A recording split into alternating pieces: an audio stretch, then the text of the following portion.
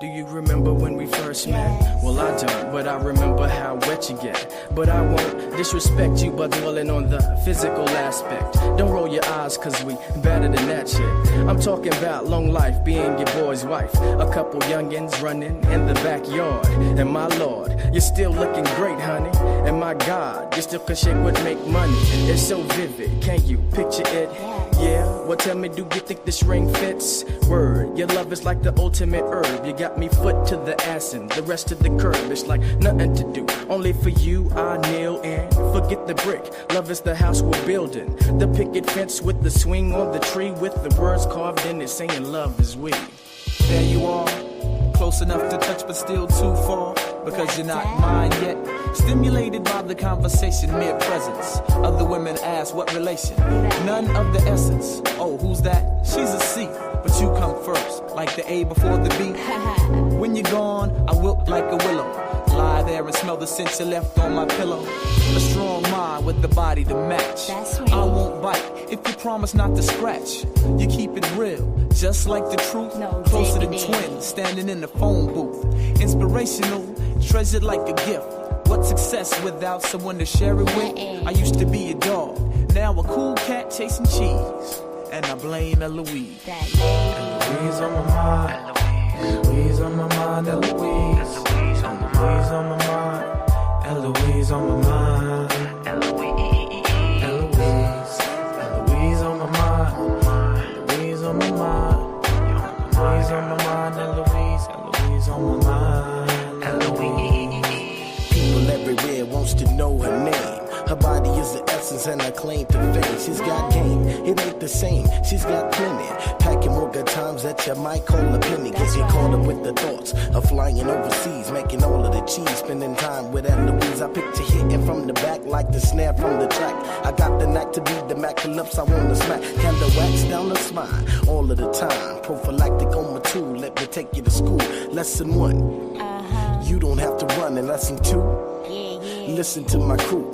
Passion increases with exchange of saliva. Keep it Fahrenheit and call me Muffdava. That be me, the K to the ING. My mode is excellent and my dream is Eloise. A soft whisper. She asked me, do I have the guts to kiss her? But as I sit and wonder, is she real? I picture. So what comes after? Put on Anita's rapture. Her feelings I must capture. Her soft lips. I take them quick and put them in my pocket.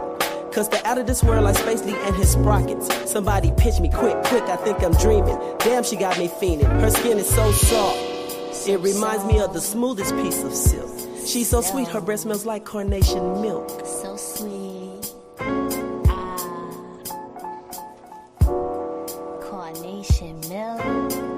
Of all things, I'm your lady.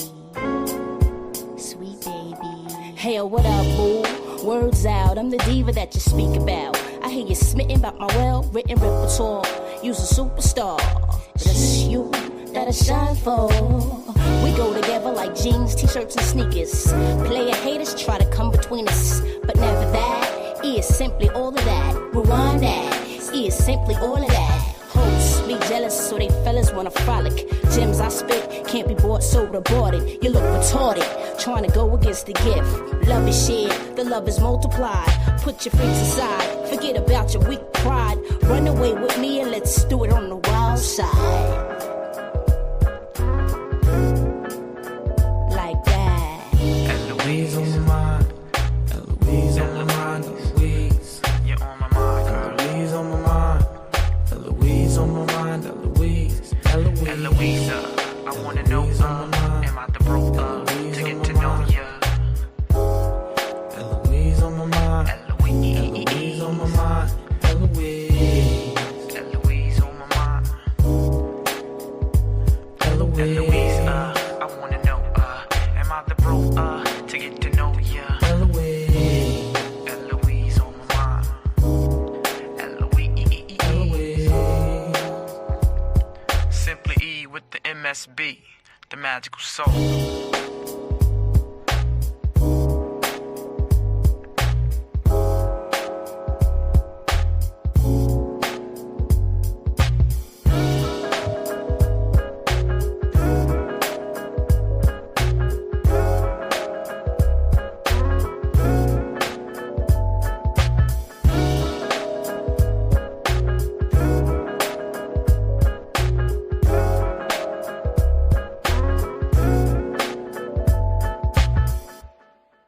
Eloise on my mind. Eloise on my mind. Eloise. Hey, what's up, everybody? Oh, y'all was in here waiting. We're here. What's up? What's up? What's up? Let me calm down. PV versus everybody. I'm your host, Sed Brass, and we are here live on a Wednesday evening. Productive people in the building. Let me give a shout out to PV, man. PV. We're never going to shy away from being confrontational. That's right. About what Great college football looks like. That's what's up. That's what's up.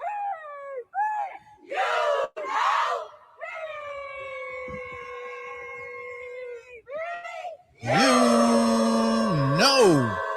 That's what's up, man. What's up, man? Give me a little hand clap for everybody, man. Let me get a hand clap for y'all. I'm so happy to be in the building today. We got a lot to discuss. I'm going to be firing off just like hot takes because we got a lot to talk about. It's been 2 weeks. Last week was obviously SWAC Media Day 2026. But this week, we coming back with the show again live from my living room, doing the thing. That's right. All disrespect will be addressed. That's what's up. Section 107. Hey, I got a few shout outs for people. Y'all go check out Section 107 Panthers. If y'all want the information, the news, the updates, the hot takes, follow Section 107. That's right. All disrespect is going to be addressed today. But that's going to be always the impetus of how we actually move. That was what shaped this actual platform. That's what shaped this actual podcast. To be able to dispel the rumors, dispel the myths, dispel the legends. To get it right, because we know there's so much misinformation out there when it comes to PV that we have to come online and set the record straight. And I think it's a lot of people that's bothered by that. It's a lot of people bothered by the fact that we're now shaping our own narratives. We're actually putting our own information out there. We're on offense for a change, right? We're not on defense. We're not protecting ourselves based on some streak or negative the connotations that has existed when it comes to PV. It's 2026. A lot of folks out there, they still caught up into the 1970s, 1980s, 1990s PV. We got to update them. I know it's hard. Y'all were used to the 8-tracks. Y'all were used to the cassette tape. Y'all were used to the CD. But we're in a digital age now. We're streaming. PV is streaming live for you on all platforms, and we coming with excellence. Excellence lives here, but more importantly, we're productive people, and we're here on Wednesdays, and we're going to give it to you. We're going to give you the hard truth. We're going to give it to you intellectually. We're going to give it to you logically, and we're going to give it to you passionately, not emotionally, but passionately. And that's just what we're going to do. So shout out to everybody in the chat. I see the chat is filling up. I see everybody is in here because most people know what's been going on in these social media streets. But like most of these shows, while we have y'all, we got to have a little information. We can't get into addressing what we need to address. We're going to get to that real quick. But let's get some of the housekeeping. It's the 150th. It's the 150th, 1876 to 2026. We're celebrating 150. And there's so many ways, so many creative people out there. And by the way, y'all like, subscribe, get the alerts. There's so many things that are going on out there in the PV world, how people are being so creative in the ways in which they're representing the university and celebrating the 150th. You know, we have so many famous alumni, and that's what I'm gonna start the show off with today. Shout out to our very own Lonnie Love. Lonnie Love has put out a PSA that she will be in the building celebrated. I'm headed home, y'all. I'm headed home, and it's not just homecoming. I'm headed home to help my beloved PVAMU celebrate 150 years of excellence as a premier educational institution and homecoming 2026. Calling all Panthers and alumni, come join me as we celebrate our rich legacy, reconnect, and make unforgettable memories. See you all for the festivities. That's right. We're going to have Lonnie Love in the building. It's going to be a lot of love from everybody in the building, not just celebrities. It's going to be a lot of love from everybody that's alumni. But I don't want y'all to get so fixated on homecoming because we got a lot going on besides homecoming. Let me get this fixed up right here. We got a lot going on besides homecoming. Yeah. We in there. We in the building, y'all. We in the building. It's coming. It's coming. Just relax. It's coming. It's coming. What else we got? What else we got? Look, I know most people focus on PV and when it comes to football, but it wouldn't be what it is without the academics and about the support system that allows the athletes to really be the first part of what we call student athletes, right? So the football athletic interns, they're looking for interns, for academic interns, not groupies, but interns. They're currently enrolled at PV, that's the requirements, and interested in college athletics, benefits, NCAA knowledge, networking opportunities, exposure to the athletic administration, and you get exclusive gear. Send an email to dmmore@pvamu.edu. They're looking for interns in the football athletic program. Shout out to PV Athletics. Shout out to your 2025 SWAC champions. I can't say that enough. Shout out to your 2025 SWAC champions. Not just mine, but yours, right? If you are a HBCU fan and SWAC participant and alumni, we are your champions, right? Somebody cue the song. We are the champions, my friend. We are your champions. Not just mine, but yours too. What else we got? We're going to run through these hot takes, right? PV Houston chapter. I've been shouting out PV Houston chapter for a long time. Maybe biasly, close friend of mine, Nitra Blair, is the new president over there. Stay connected with the Houston chapter. They got big things going over there. Follow them. Houston PV alumni.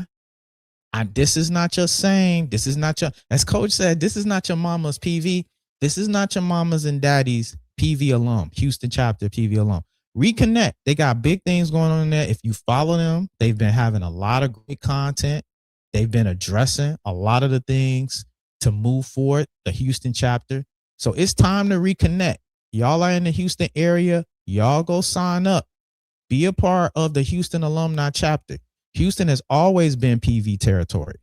Now it's time to organize that pride into real connections, real support, and real impact. The Houston chapter is building more than a membership list. We're building a network where alumni can find opportunity, support, students, promote your business. That's right. Y'all got businesses out there. We know PV is a funnel system to get your business off.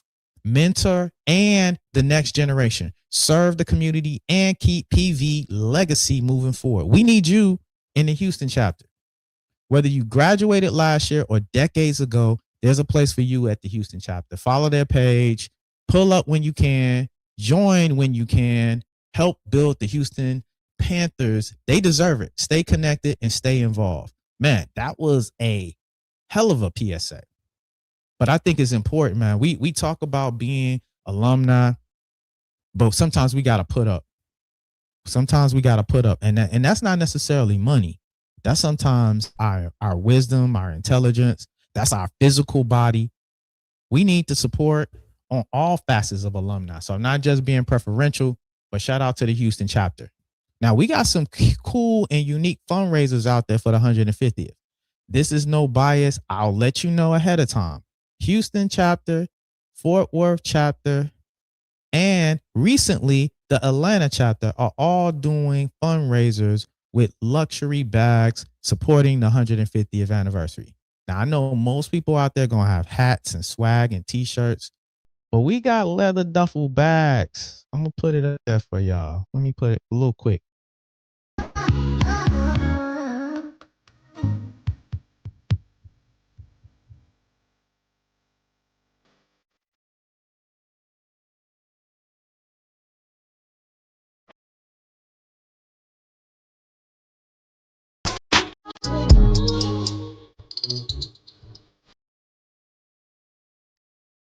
I killed the music. I don't want to get tagged on YouTube. Y'all get it. Check out the duffel bag and the actual backpack. It's a combo unit. You can get an individual one. You can get the actual backpack with the PV embossed logo on the flap. And then also you can get the duffel with the PV embossed logo on as well. Or you can get both, the 150th anniversary travel collection. That's pretty hot. That's pretty hot. And all three of those chapters are selling them right now. You can contact one of your chapter representatives or presidents, Houston chapter, and they're doing this as a fundraiser. So you get a bag out the deal, but also what you actually purchase those bags for help contribute the fundraiser towards the initiatives and goals that each one of these chapters have. So y'all get y'all a dope leather duffel bag or backpack or both. And I want to say there's also customized tags as well. So you get your tags as well customized with PV on there. That's pretty hot. You don't get that kind of stuff in the bookstore and you don't get that kind of stuff online. So this is a once in a lifetime opportunity. What else we got? What else we got? My favorite pastime. What is my favorite pastime? Golfing. Shout out to PV Athletics Golf Tournament. Last week, I think 2 weeks ago, I didn't have not so beautiful of a graphic, but this is beautiful. We got golf in the building, and anytime there's golf, I'm there.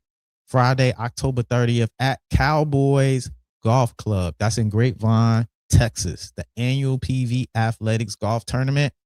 That's gonna be a good one, y'all. And shout out to PV12.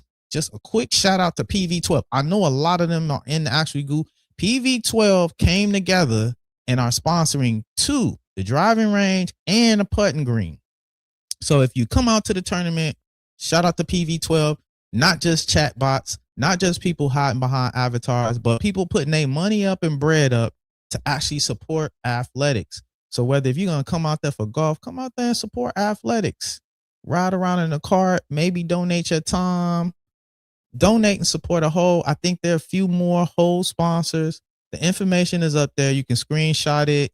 You can get the URL. The QR code is right there for you. And the bit short link is also up there for more information. Or you can contact Mrs. Megan Reed. I believe she's the main coordinator for this. So shout out to PV12. They will be two hole sponsors. They're sponsoring the driving range and they're sponsoring the putting green. When I saw the actual list pop up for everybody wanting to donate and support, I was like, man, PV is on another level. That's right. Shout out PV12. PV is on another level.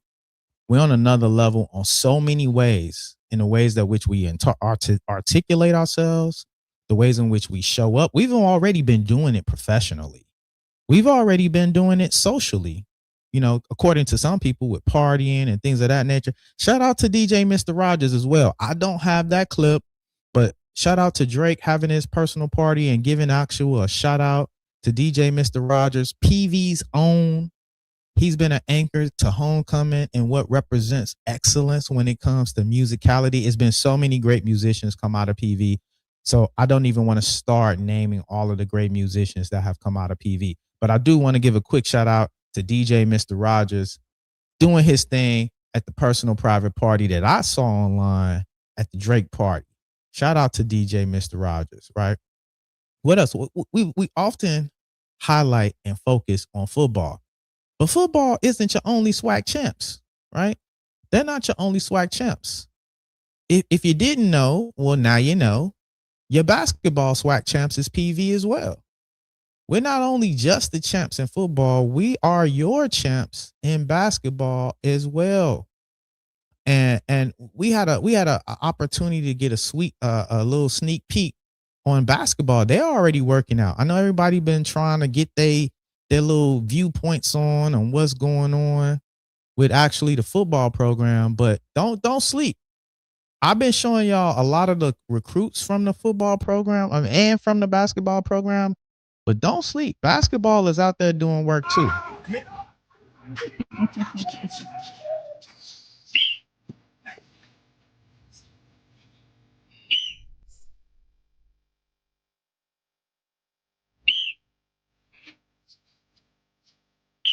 Fresh white sneaks.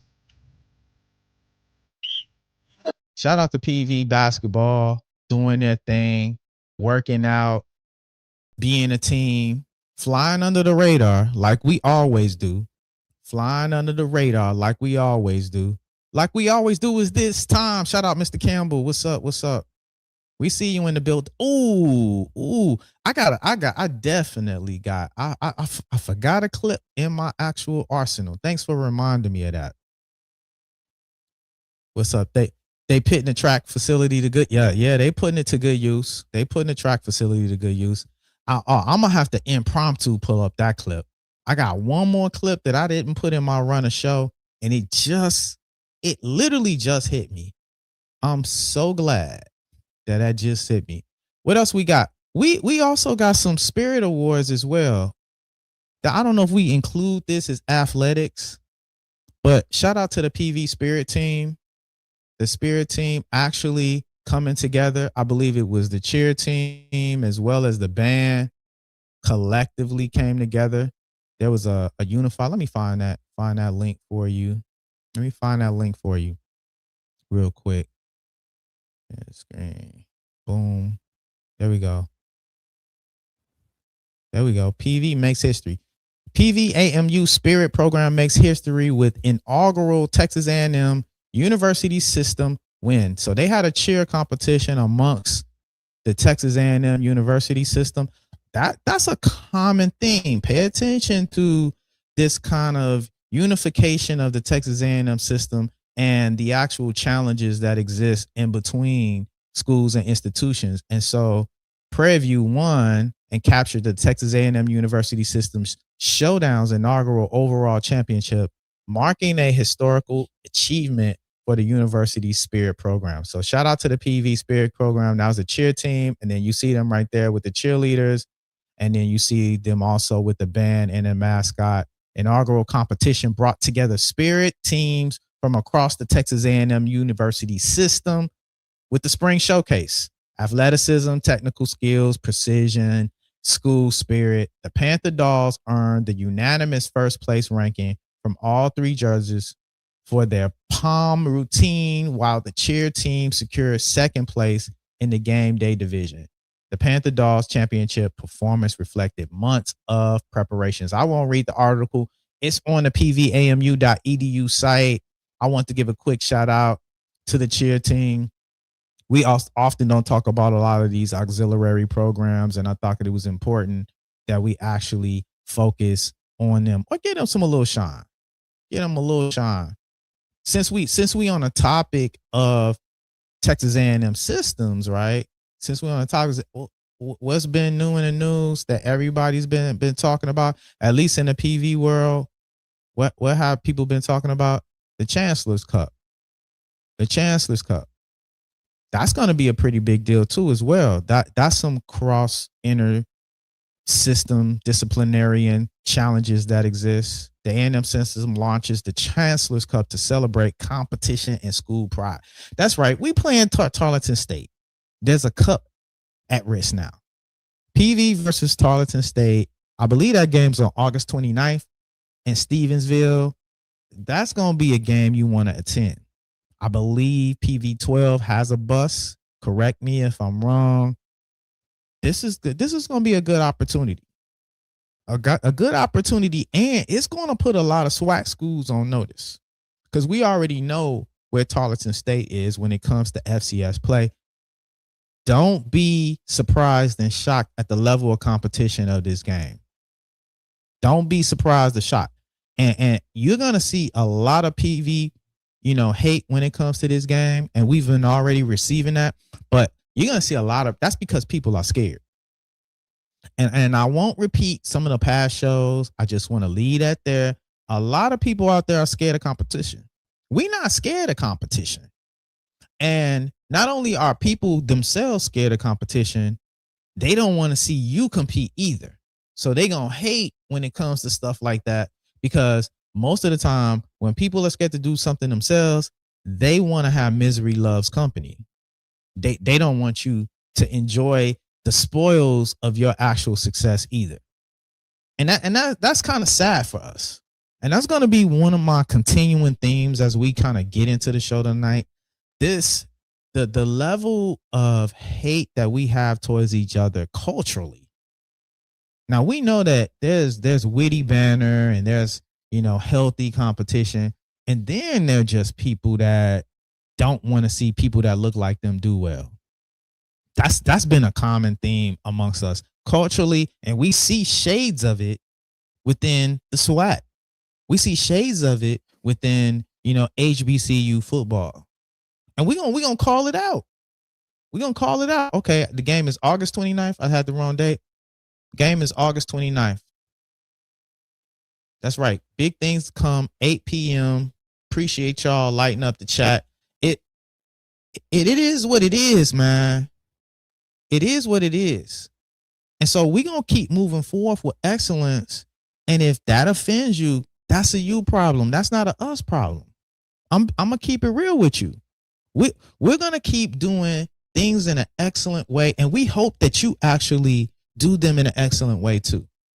And it might not look the same, right? We understand that. But as long as you shooting for excellence, it's nothing worse than somebody holding the dead weight amongst the group because they don't want to do better. They just want to do status quo.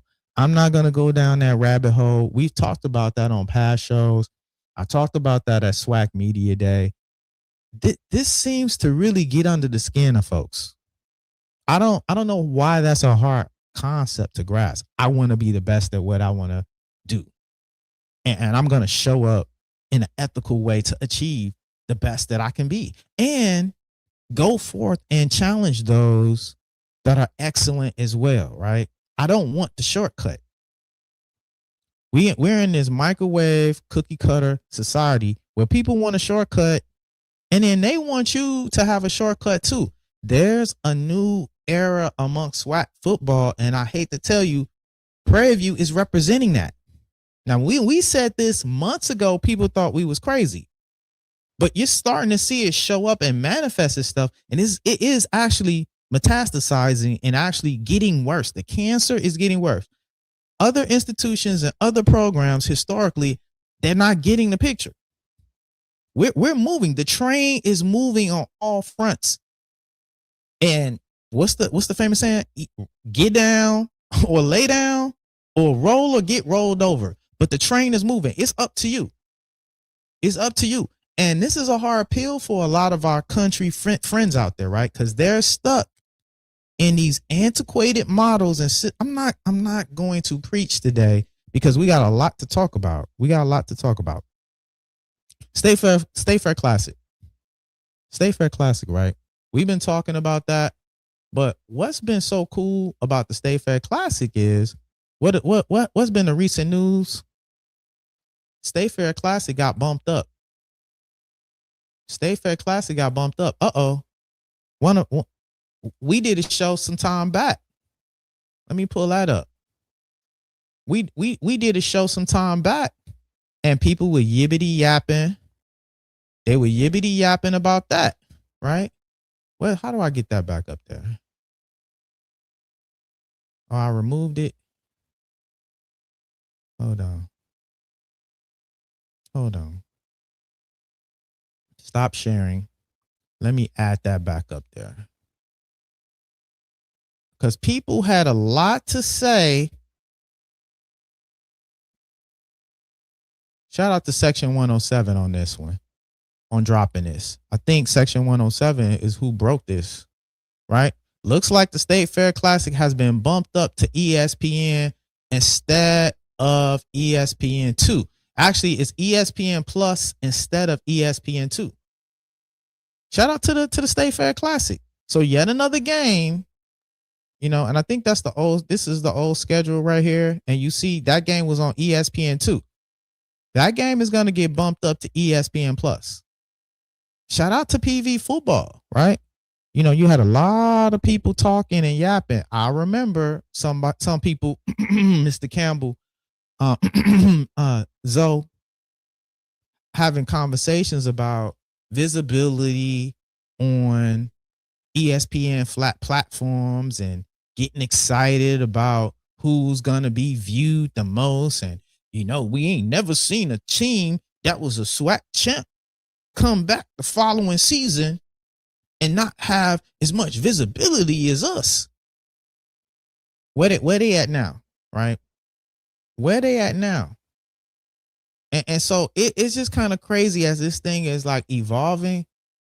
I hate to tell you that PV is the darling of the SWAC. We are the standard. And I'm not saying that in a cocky way. I'm saying that in a catch up way. Y'all got to catch up. Y'all can't be having, academic issues, and y'all can't be having issues with even just staying in right standings and compliance, and then talking about y'all are the standard. Y'all can't be playing D2 schools and extra bye games and talking about we're the standard, right? We gotta bring the rest of the SWAC up. And we don't want to be the only ones out there. We understand that it's a lonely road that we kind of travel in trying to be excellent. I don't know what he has to do with anything. I don't know what he has to. This is the same person that scheduled 2 D2 schools. But I don't understand what that has to do with anything, with visibility. And I was going to talk about some of those clips I had, and we're going to have to talk about them next week, right? He said flat out in the interview I had with him, look, we trying to make money. This got to make money sense for us. They chasing money, we chasing greatness. The first thing out of his mouth was, we got 50,000 people to put in the stadium. I told him straight up, oh, y'all get the perfect attendance award. What do you get for perfect attendance? I even told him, listen, I'm going to petition to the commissioner that we get a participation award for schools that tout they got so many people in their stadium. So we can just end this thing, right? Let's get a cup. Let's get a cup for perfect attendance. Let's get a gold star or something so they can actually feel good about themselves about putting 50,000 people in a stadium. Meanwhile, the rest of us are going to go and be great when it comes to football. That's just what it is. All right. Where we at? Now, since we are talking about Grambling, I'd be remiss. What's going on, Grambling? Now, y'all got a carousel, and I didn't get a chance to interview Coach Mickey Joseph, but I did want to actually talk to him about the coaching carousel and how is that affecting the team? How's that affecting the team? Right? The OC out weeks before fall practice. That's not a good look. Are you taking over responsibilities of the OC? What are we doing? How are we doing this, and how are we moving forward when we talk about, properly preparing for SWAC season? This has got to be a distraction, right? It's got to be a distraction. No, it wasn't. It wasn't 50K at that. It wasn't 50K at the SWAC championship. We got the footage in the video, right? But, back to Grambling, I want Grambling to have the best team on the actual field. Now, I know that's been news since I've had this actually clip loaded and locked. I haven't heard anything official. You guys can correct me if I'm wrong. But when I saw this, I was like, man, that's not cool. That's not cool. We're going into fall and we're still, solidifying major, supporting coaches on our staff. That's not cool, Grambling. What say you? I didn't hear anything else where there's some questions. I know I was busy at the SWAC Media Day, so I haven't got a chance to get my rounds on what some of those interviews look like that was being held, because it was a round robin. And let me find this link. Now, Grambling had the nerve to come out there talking, they're talking noise about the State Fair Classic. All right, let me pull that up. Let me pull that up for you. All right. Let me get that in there. We got that?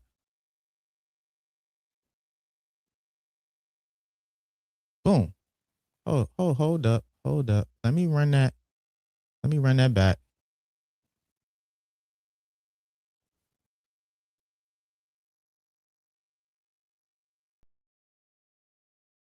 We got it here.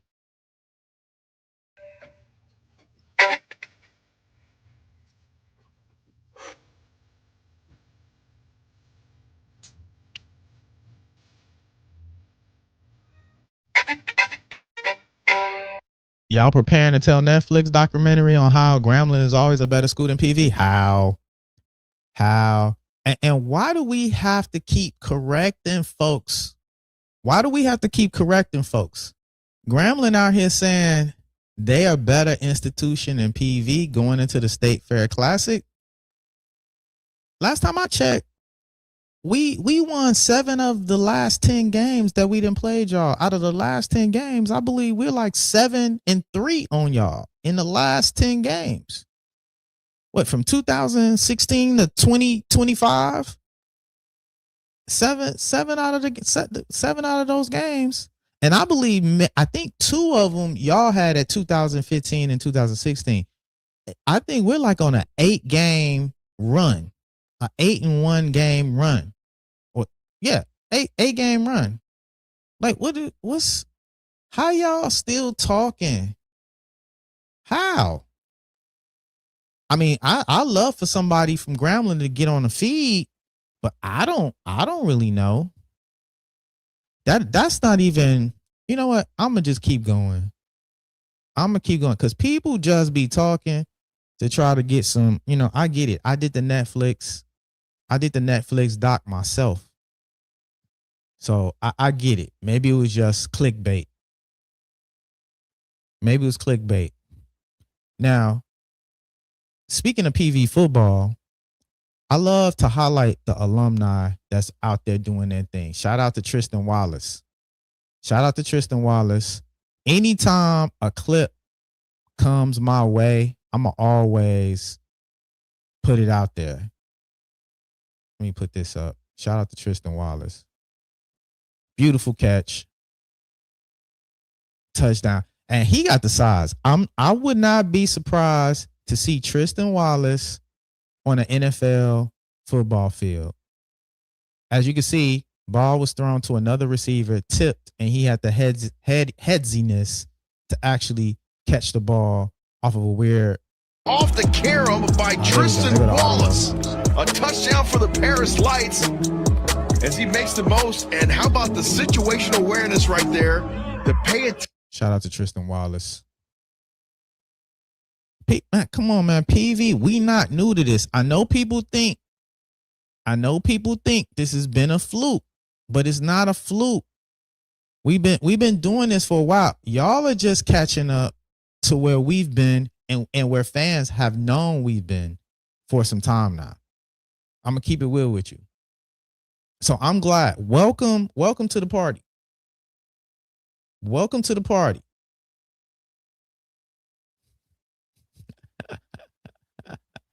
Man, the chat is chatting, is lighting up like crazy. Right?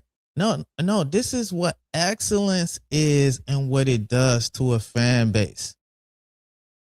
The 0-80 don't do nothing. You know why that don't do nothing?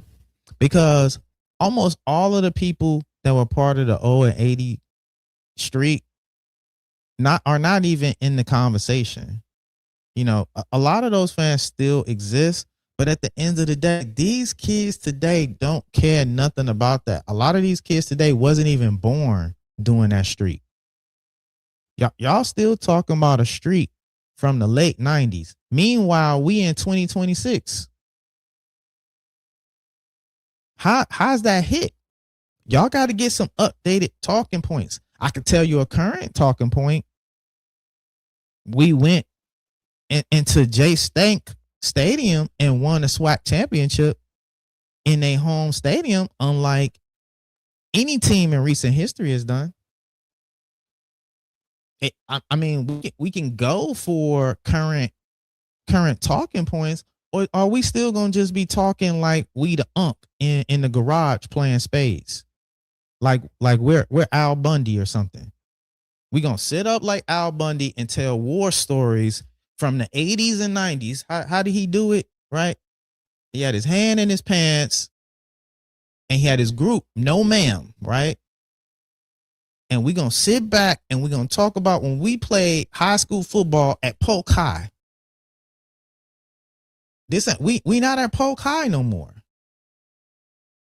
This is 2026 and it's a new era of PV. I'm sorry that kind of triggers your insecurities. I apologize for that. And that's sarcasm, really, because I really make no apologies. Me showing up great, and when I say me, I mean PV. We showing up great. How that triggers people's insecurities, I don't know. And then people will turn around and be like, I'm pro-black. How are you pro-black and then you get offended by black excellence? Help me understand that. What else we got? Because I'll get on a tangent real quick. And it's not really a tangent.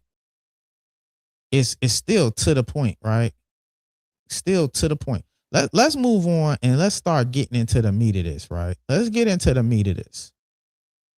Let's get into, and I'm going to touch on this real quick. We're not going to even go deep into this, but this just kind of helps me get some runway to get to the real conversation while most of us are here today, right? This is going to get us right. It's going to get us there. New coaches poll came out. Again, everybody had a lot to say about polls, but the new coaches poll came out. A new HBCU poll came out. And, people were upset about it. Let me see if I can pull that up. Boom. Can I make that bigger? Let me see. I'm in the background. We're gonna make that bigger, right? For time's sake, we're not gonna really talk about Division 2. We just gonna focus on the FCS in this poll right here. Right. South Carolina State. Look, I'm not going to trip off that. 185 points and 36. Right. And then you got PV number 2 in the SWAC. J Stank, Alabama State, North Carolina Central, Delaware State. They really should just do top 5 in these, because some of these schools are going to be losing programs. When you start getting to 7, 8, 9, and 10, that they might not even be winning programs, because there's so little amount of teams that are in, the SWAC. For sure in the MEAC, right? But I'm not mad at this, right? The Black College Football poll.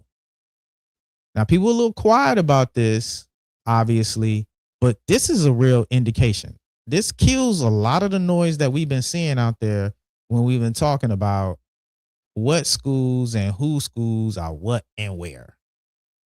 This kind of gets to that, right? It just goes right to the chase. I don't have a problem with this. Right? Yeah. Would I like to see PV at 1? Sure. But I'm not going to trip that we not at number 1. I think the number 2 is fair. I know number 2 is fair. I think it was another link out there. Hold on. Let me see if I can pull that up.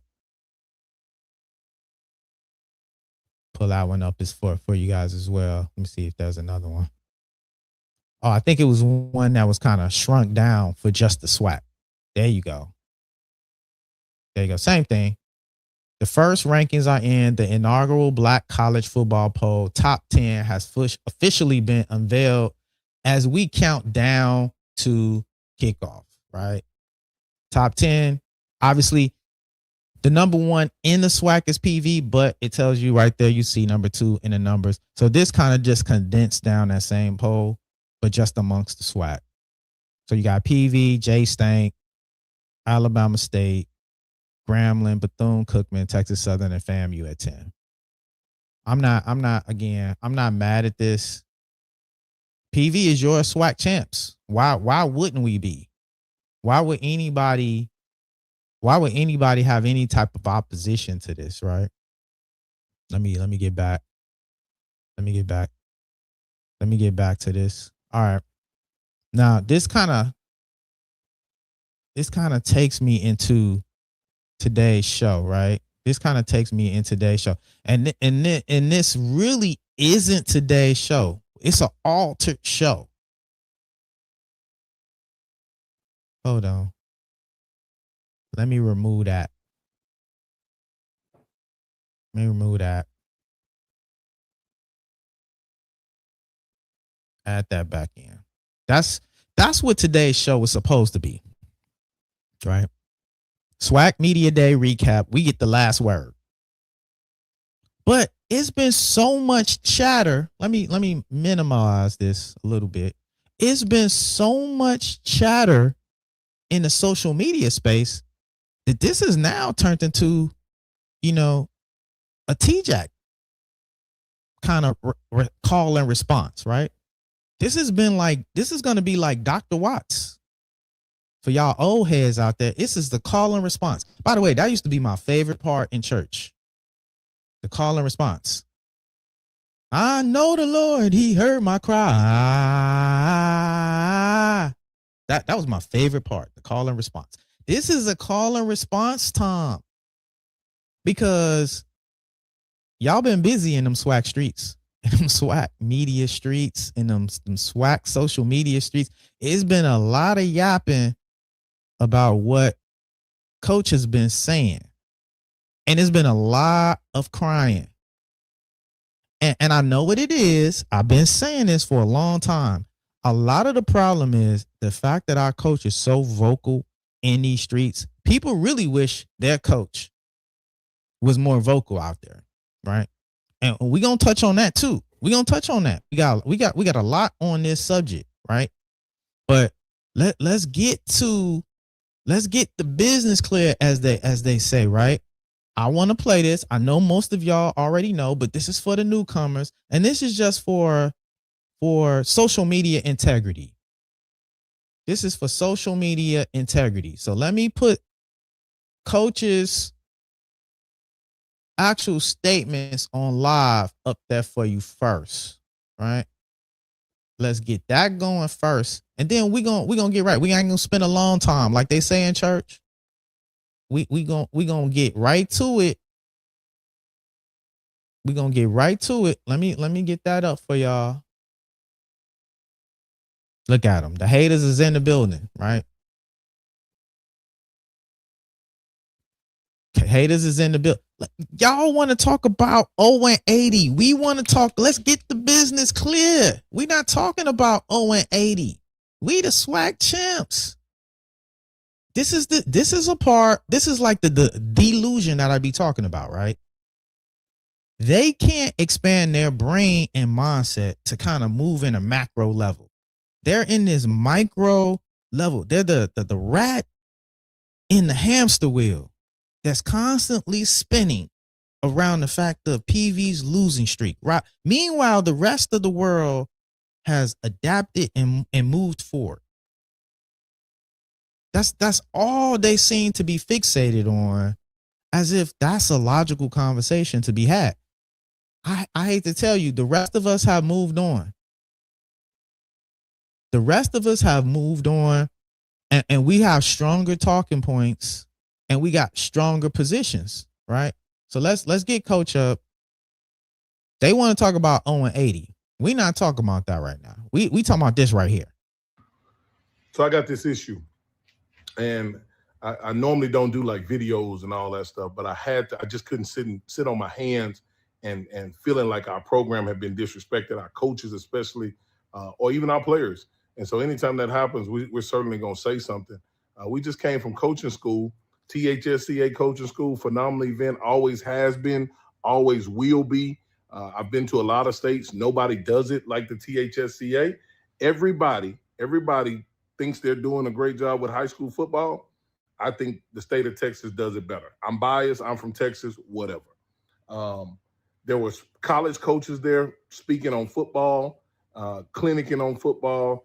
And my issue was, why weren't our coaches there?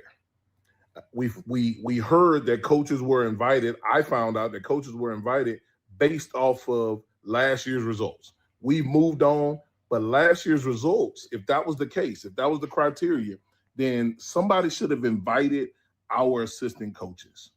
Our coordinators, our position coaches did a phenomenal job. We're the only school in the state of Texas to play for a national championship. Regardless of the result, We were the only school in this state to get there. We were the only ones to get there.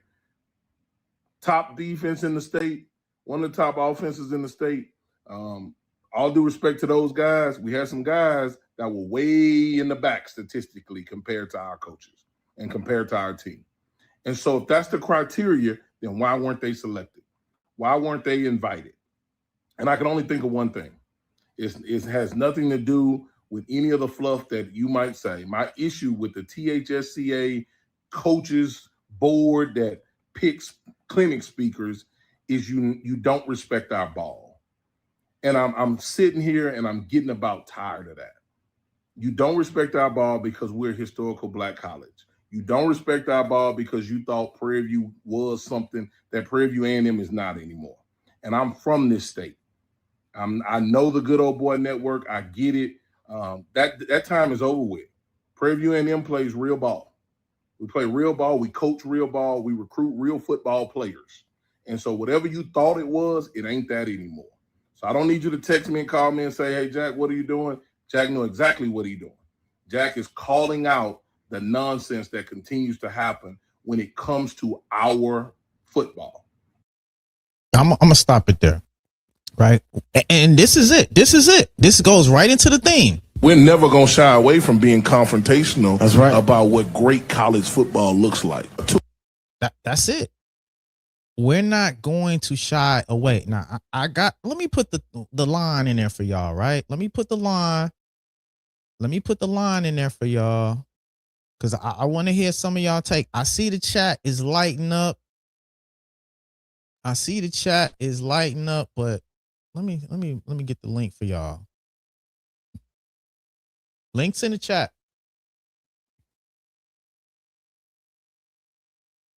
I got so many screens up. There you go. Links in the chat. Hit me up. I'm move forward. I got some opinions on this, but let's hear how people were trying to spin this, right? Let's hear and see. I'm sorry. Let's hear and see. Oh, taste and see what the haters have said, right? Let's hear what they are saying. Let's hear. I got quite a few. Sorry if I can't get all of you. Sorry if I can't get all of you. Okay. There might be one. Whether they be one, right? This crying again, hashtag Charmin Tissue AZZ dude. Right? We don't have to play the clip. That's the same clip I was playing in the back. Oops. We don't have to play the clip. What's up? This crying again. This was on SWAC Sports Talk. KC Price. This crying again. What crying are we talking about? What crying are we talking about? Now, a lot of people been saying our coach has been crying. Help me understand. Can you hold on? Who popped in? Somebody popped in. Rock. Let me add you to the stage. Rock, how we doing today? Are you there? Yeah, you're off mic. All right. What's up, Rock? I see you got your camera on. How can we help you today? What's your thoughts on coaches before we move forward with a lot of these haters and their comments? All right, I'm gonna move. Hey, man, okay, there you go. What's up, Rock? Can you hear me? The one yeah, I can hear you. I can hear you fine. So what I think in these kind of situations is that coaches is in a very professional way. Let me say that as well. Is addressing something that all HBCUs should agree with him on, in that he's just making a plea for respect, right? I don't think this is crying, because the fact of the matter is no other school played for a national championship, right? In the state of Texas. Correct. Nobody else. I mean, I think the FCS playoffs could be considered on par, right? But if you don't go 2 or 3 rounds deep, I don't think it's equivalent to playing for the Celebration Bowl championship, national championship, winning swag. So I just think basically he's just saying, hey, respect us for what we've accomplished as a program. And in the state of Texas, give us our recognition that we've earned. Because guess what? When Prairie View lost 80 straight games, they had no problem recognizing that, did they? Correct. Well, obviously, we see somebody in the chat constantly want to talk about that. You know, I don't know what that's got to do with the current day, but this is bigger than just respect, right? You can glean a lot of this just as being a Black person in today's working environment, no doubt, right? No doubt. A coach that's defending not only his institution and his program, but his coaching staff. This isn't even a norm that we see amongst other coaches, right? We see this kind of godlike complex amongst most coaches. Most coaches aren't willing to go on the line to set a standard, not just for themselves, but also for other coaches on their staff, because they want coaches to get other jobs, other opportunities. They want the program to get proper visibility. But I think haters understand this, but they can't get out their own way because all they see is PV. That's not my problem, that you were used to a down bad PV, right? Now that we got our glow up and blow up, a lot of people logic, our looks got better and your logic and brain deteriorated. They were going opposite directions at one time. People, I say this all the time, people lack the ability to critically think and have objective opinions, right? We know when we talking the fan thing, obviously, we're going to be very subjective in our position. But when we start talking about bigger positions like this helps your program out. This helps the conference out. This helps everything about Black excellence, right? And you should be rooting for that outside of what's happening on the field and what's happening in athletics. But I don't want to get on my soapbox, Rocky, but a lot of this is just annoying to me because we got to rethink a lot of this biases that exist within our community and amongst our people, fellow brethren that come from the conference. Well, let me say something, because I think this is a little off, but it's along those same lines. Were people happy when it was Grambling, Southern, and Jackson State just winning championships? Are they content with that? Do they want the SWAC to go back to that? Right? Because when a school like Prairie View does something that many of the schools in this conference have never done, and that's win a championship, and why not give Prairie View their just recognition for winning a championship? Because I think that's important. I think it's important for the conference, like this whole entire SWAC conference, and the supporters to say, hey, Prairie View got it done this year. Congrats to Prairie View. If nothing else, they're a ascending program and they're doing a great job. And let's say this. You can't even deny the success of a coach like Tremaine Jackson. It's a benefit to all SWAC schools that a coach like Tremaine Jackson is in the conference. That's a real thing. And so, yeah, we can play the dozens as a community, and talk about one another when it talks about friendly competition and this, that, and the other. But when we go out and we speak about the status of HBCU football and the SWAC, it should be one band, one sound when we address people outside the conference. That's all I'm saying. Like, no doubt. Lionel, what's up, brother? And I asked you Lionel. You on mute, Lionel. I'm sorry. Go ahead, Rocky. I was cutting you off. My apologies. Let me ask you this, Lionel.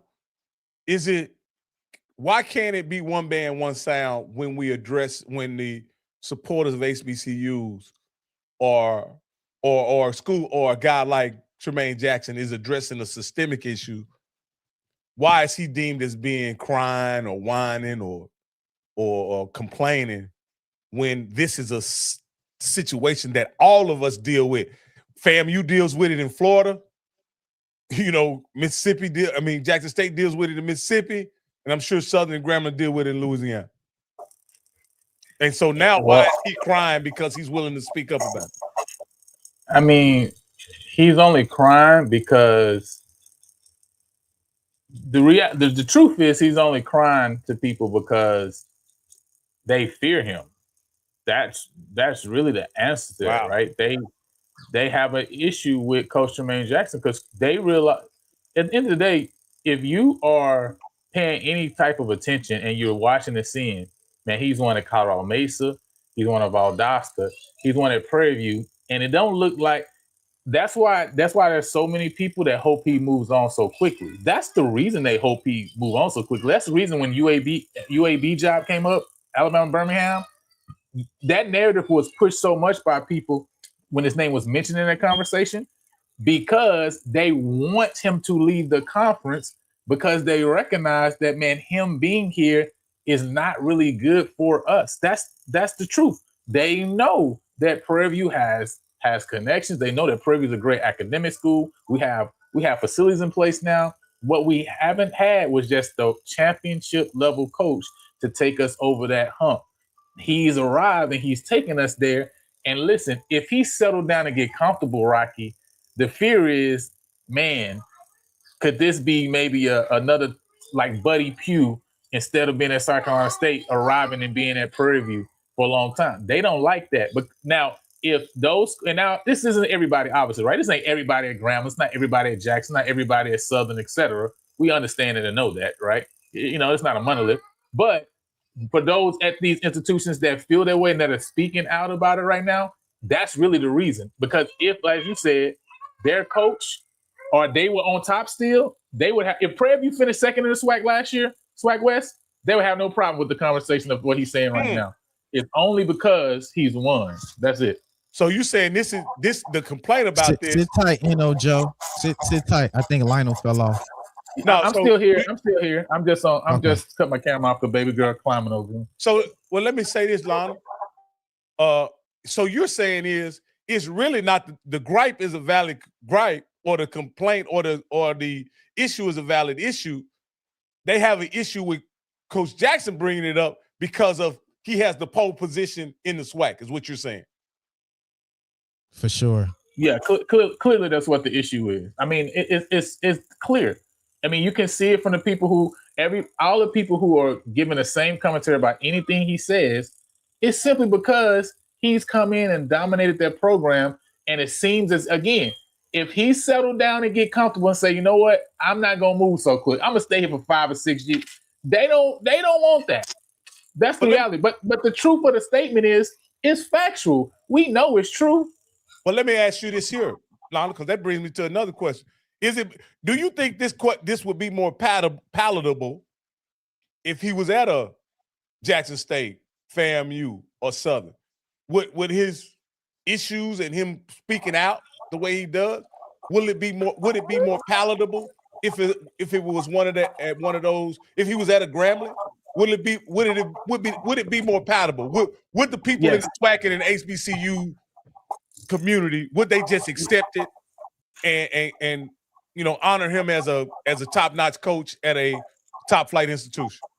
Rocky, when I came on this platform and said Prairie View was going to win the championship, we're gonna win it so much so I'm gonna create a shirt behind it. Was that palatable to the HBCU community? Oh no, not at all. Now it don't matter how long Southern has not won a championship for. It doesn't matter if Grambling's been down for a couple years. It don't matter about any other program if they are what people consider should be a program that they're high level or they're blue blood, whatever you want to call them, right? It would be palatable for them. But for me to come on and say that and proclaim that and say, hey, we're about to get to this level, we're going into this golden era, it wasn't palatable. It has nothing to do. Of course, it has to do with the school and the program that's proclaiming it.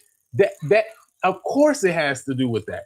And of course we know it will be palatable if it comes from any other program. Just like Graham, I know many Graham fans who've been yelling for years that they're going to do whatever they're going to do. And every year they've been falling short. But it's palatable. Why? Because of the ghost of Eddie Robinson. I mean, that's why it's palatable. Let's also say, hold on one second, Rocky. Let me get this guy's been waiting in the background too. N.O. Joe, you in the back. What's up, brother? N.O. Joe, you there? What's up, Mike? I don't see him. Nah, he Hey, got his what's count. up, fellas? Oh, let me add him. My bad. There you go. There you go. Yeah, can you hear me? Can you hear me? Brothers I in just the want to play. Yeah, I'm in a white tee. I'm in my truck. I'm about to go to bed. You always talking about my white tee, man. Leave my white you a tee J alone. Stank fan? You a J Stank fan? I'm an HBCU fan. Can I be an HBCU fan? Is that Okay, go okay? ahead. Mister, Go you ahead. always on me about my white t-shirt, man. I'm at work. I'm about to go to bed. All right. I just want to play devil's advocate for a minute on Tremaine Jackson. Is that okay? Now, We don't be do I don't do devil's advocate. okay? Just be Okay. Well, let me just pro or against. Okay. Well, let me just say this here. If I know this head coach is not going, Tremaine Jackson has been known to say that he's not recruiting high school kids, right? So if I'm a high school coach and we have a high school association, That's why not would what I advise? said. He never said that. He don't. Okay. Well, I miss. Hold on, brother. You're going by a I muted narrative that's you. put out by I a got certain that later podcaster. I got and that I later corrected in. her. I got my late. I got Carpet. that later in the show. I'm gonna address that too. But I don't think that has to do with, well, explain to me, Joe. What does that have to do with the competency of his coaching ability and the effectiveness of their strategies and techniques that they employ during football games? Because that's what they not. Rodney, what color your wall is behind you? Blue. So it ain't white? I mean, it's white and blue, yeah. Okay, there you go. That's all I want to say. So you know it. So what we all know it. Wasn't he well within his right to mention? Of course, I agree with him. I agree with him. So okay, but we all know what it is. Why is the HBC community pushing back on those comments and claiming that he's crying, he's whining, complaining, and that he's not being recognized or being sought as a top-notch coach? Because he's not afraid to speak his mind. He gonna say what he gonna say, regardless of who like it or not. Just like when Mickey Joseph made those comments, no other SWAC coach would have made those comments about the referee.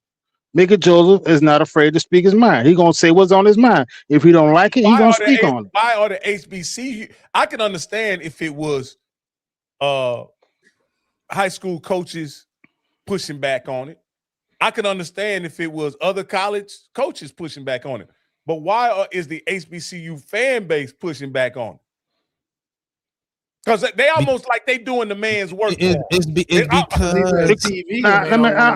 can I say that? I'm gonna tell you why. Go ahead, brother. Go ahead. I'm gonna tell you why. He came in a SWAC talking crap. He bagged it up. Too many people ain't gonna like that, and he's still talking crap. Too many people ain't gonna like that. Now, so anything, just like Dion, just like a lot of people didn't like what Dion was saying, right? They was getting pushed back on stuff he was saying. You know the crazy thing, Joe, is that in 2024, were there 5 openings in the SWAC? Were there 5 openings? It was a lot. It was a lot. And every one of those schools could have done the same thing that Prairie View did in 2024, 25, right? Every one of those schools could have did the same thing Prairie View did, right? Yeah, but this isn't about that. This is about people are delusional. That's all this is. People are delusional. And this is a reflection of where we are culturally. In other spaces, in other conversations, I talk about, delusional black men. Well, the SWAC is a very mirror of a lot of the delusion and dysfunction that exists in our culture. And we're just seeing it manifest out in sports. No logic, no critical thinking, no ability to really parse out data. It's all emotions. And we got to get away from that as people. We can be passionate, but not be emotional. And those are two different things. And we kind of conflate those two. And once people become emotional, all logic goes out the door. But see, the implication is that a man cannot be passionate and emotional and be logical at the same time. I'm not saying you can or you can't, but that's the implication there. You know, I'm making that implication. I'm definitely making that implication. Be passionate, but be able to control your emotions and be able to think through and process information well, right? Don't be emotional where your emotions rule you and control you. And we as black men know this. We understand this as older black men. We know that this is a key important factor for us. It doesn't matter what's the truth. It doesn't really as much matter about our emotions. It's about what can we logically, articulate to the point that we're trying to get across. And if it doesn't make logical sense, we might have to damper our emotions a little bit and control our emotions.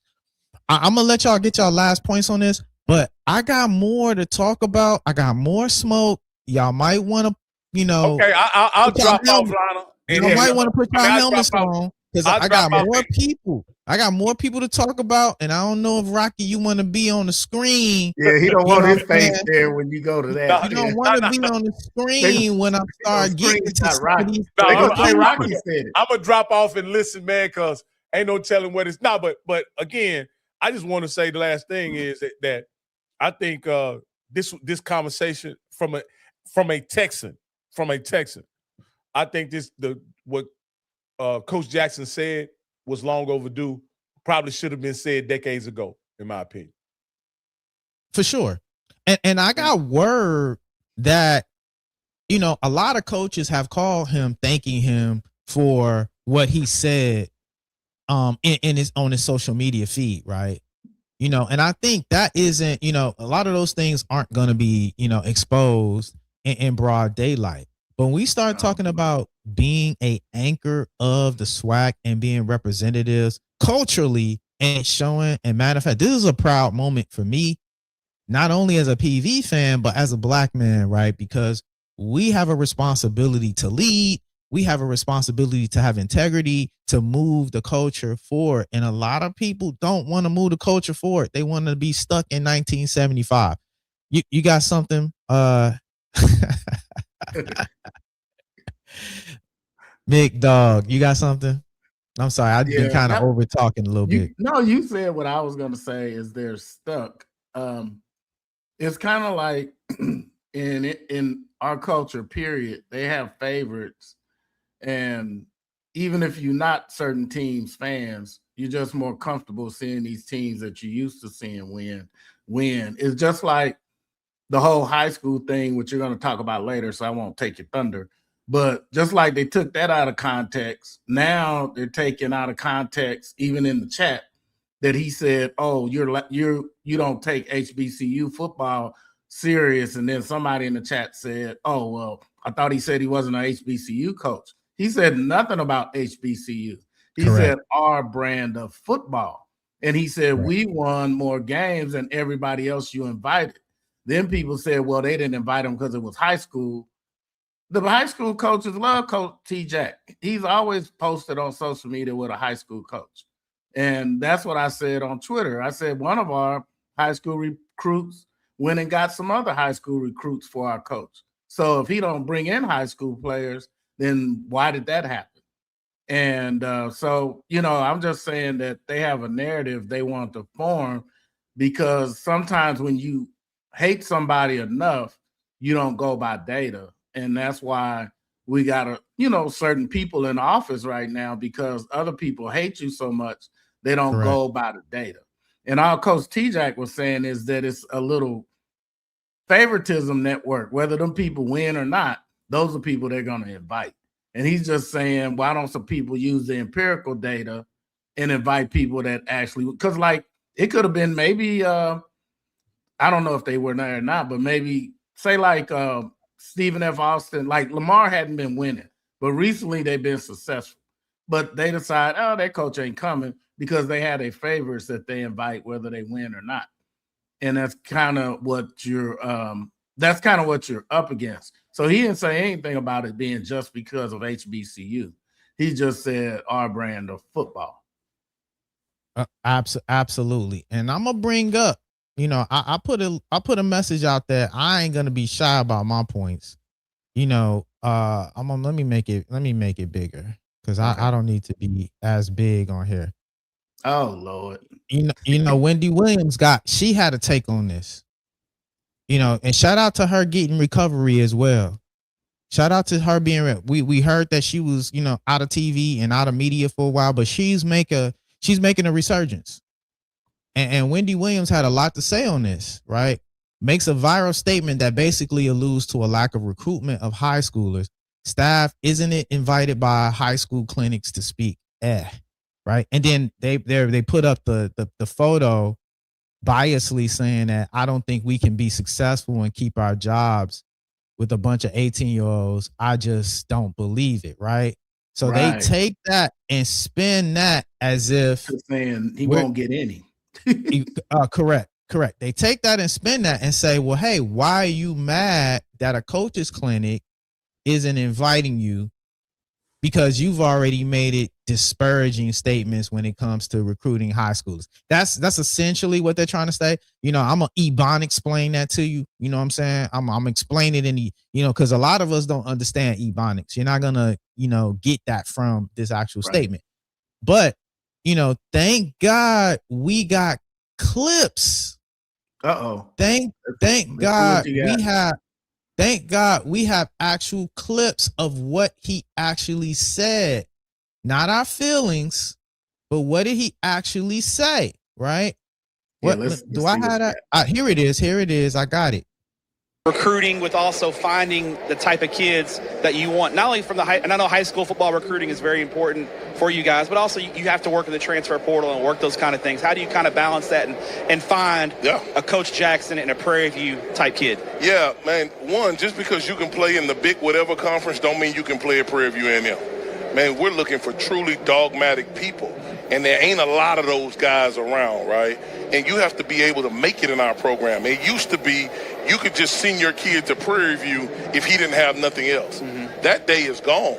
But because I'm a Texan, because I'm from Houston, I can walk into high school and say that, and if the coach gets mad at me, he'll be okay. Yeah. And I don't really get all hemmed up on that, right? At our place, you have to be different, right? I think the people that understand and like honesty, everybody wants to keep it a buck, keep it 100 with me, Coach. The people that really want to be kept 100 with, they understand exactly where we're coming from. If you soft, you don't understand. And we probably don't want to recruit your school or your kid if that's what you're breeding, if you're breeding that type of person. But there's been a lot of great reception because they want to say some of the stuff that we've said, right? And so we just have great conversations, be honest with people. We're going to take 8 to 12 high school kids a year. I'm not going to keep my job with a bunch of 18-year-olds. Mm-hmm. That just is what it is. Yeah. Because the 18-year-old that and that was a high school show. That's it. You gotta let him finish though, because he's gonna explain exactly why he doesn't want to take really 18-year-olds. Sure, I'll bring it back in. Recruiting with also finding the type of kids that you want, not only from and I know high school football recruiting is very important for you guys, but also you have to work in the transfer portal and work those kind of things. How do you kind of balance that and find a Coach Jackson and a Prairie View type kid? Yeah, man, one, just because you can play in the big whatever conference don't mean you can play at Prairie View A&M. Man, we're looking for truly dogmatic people, and there ain't a lot of those guys around, right?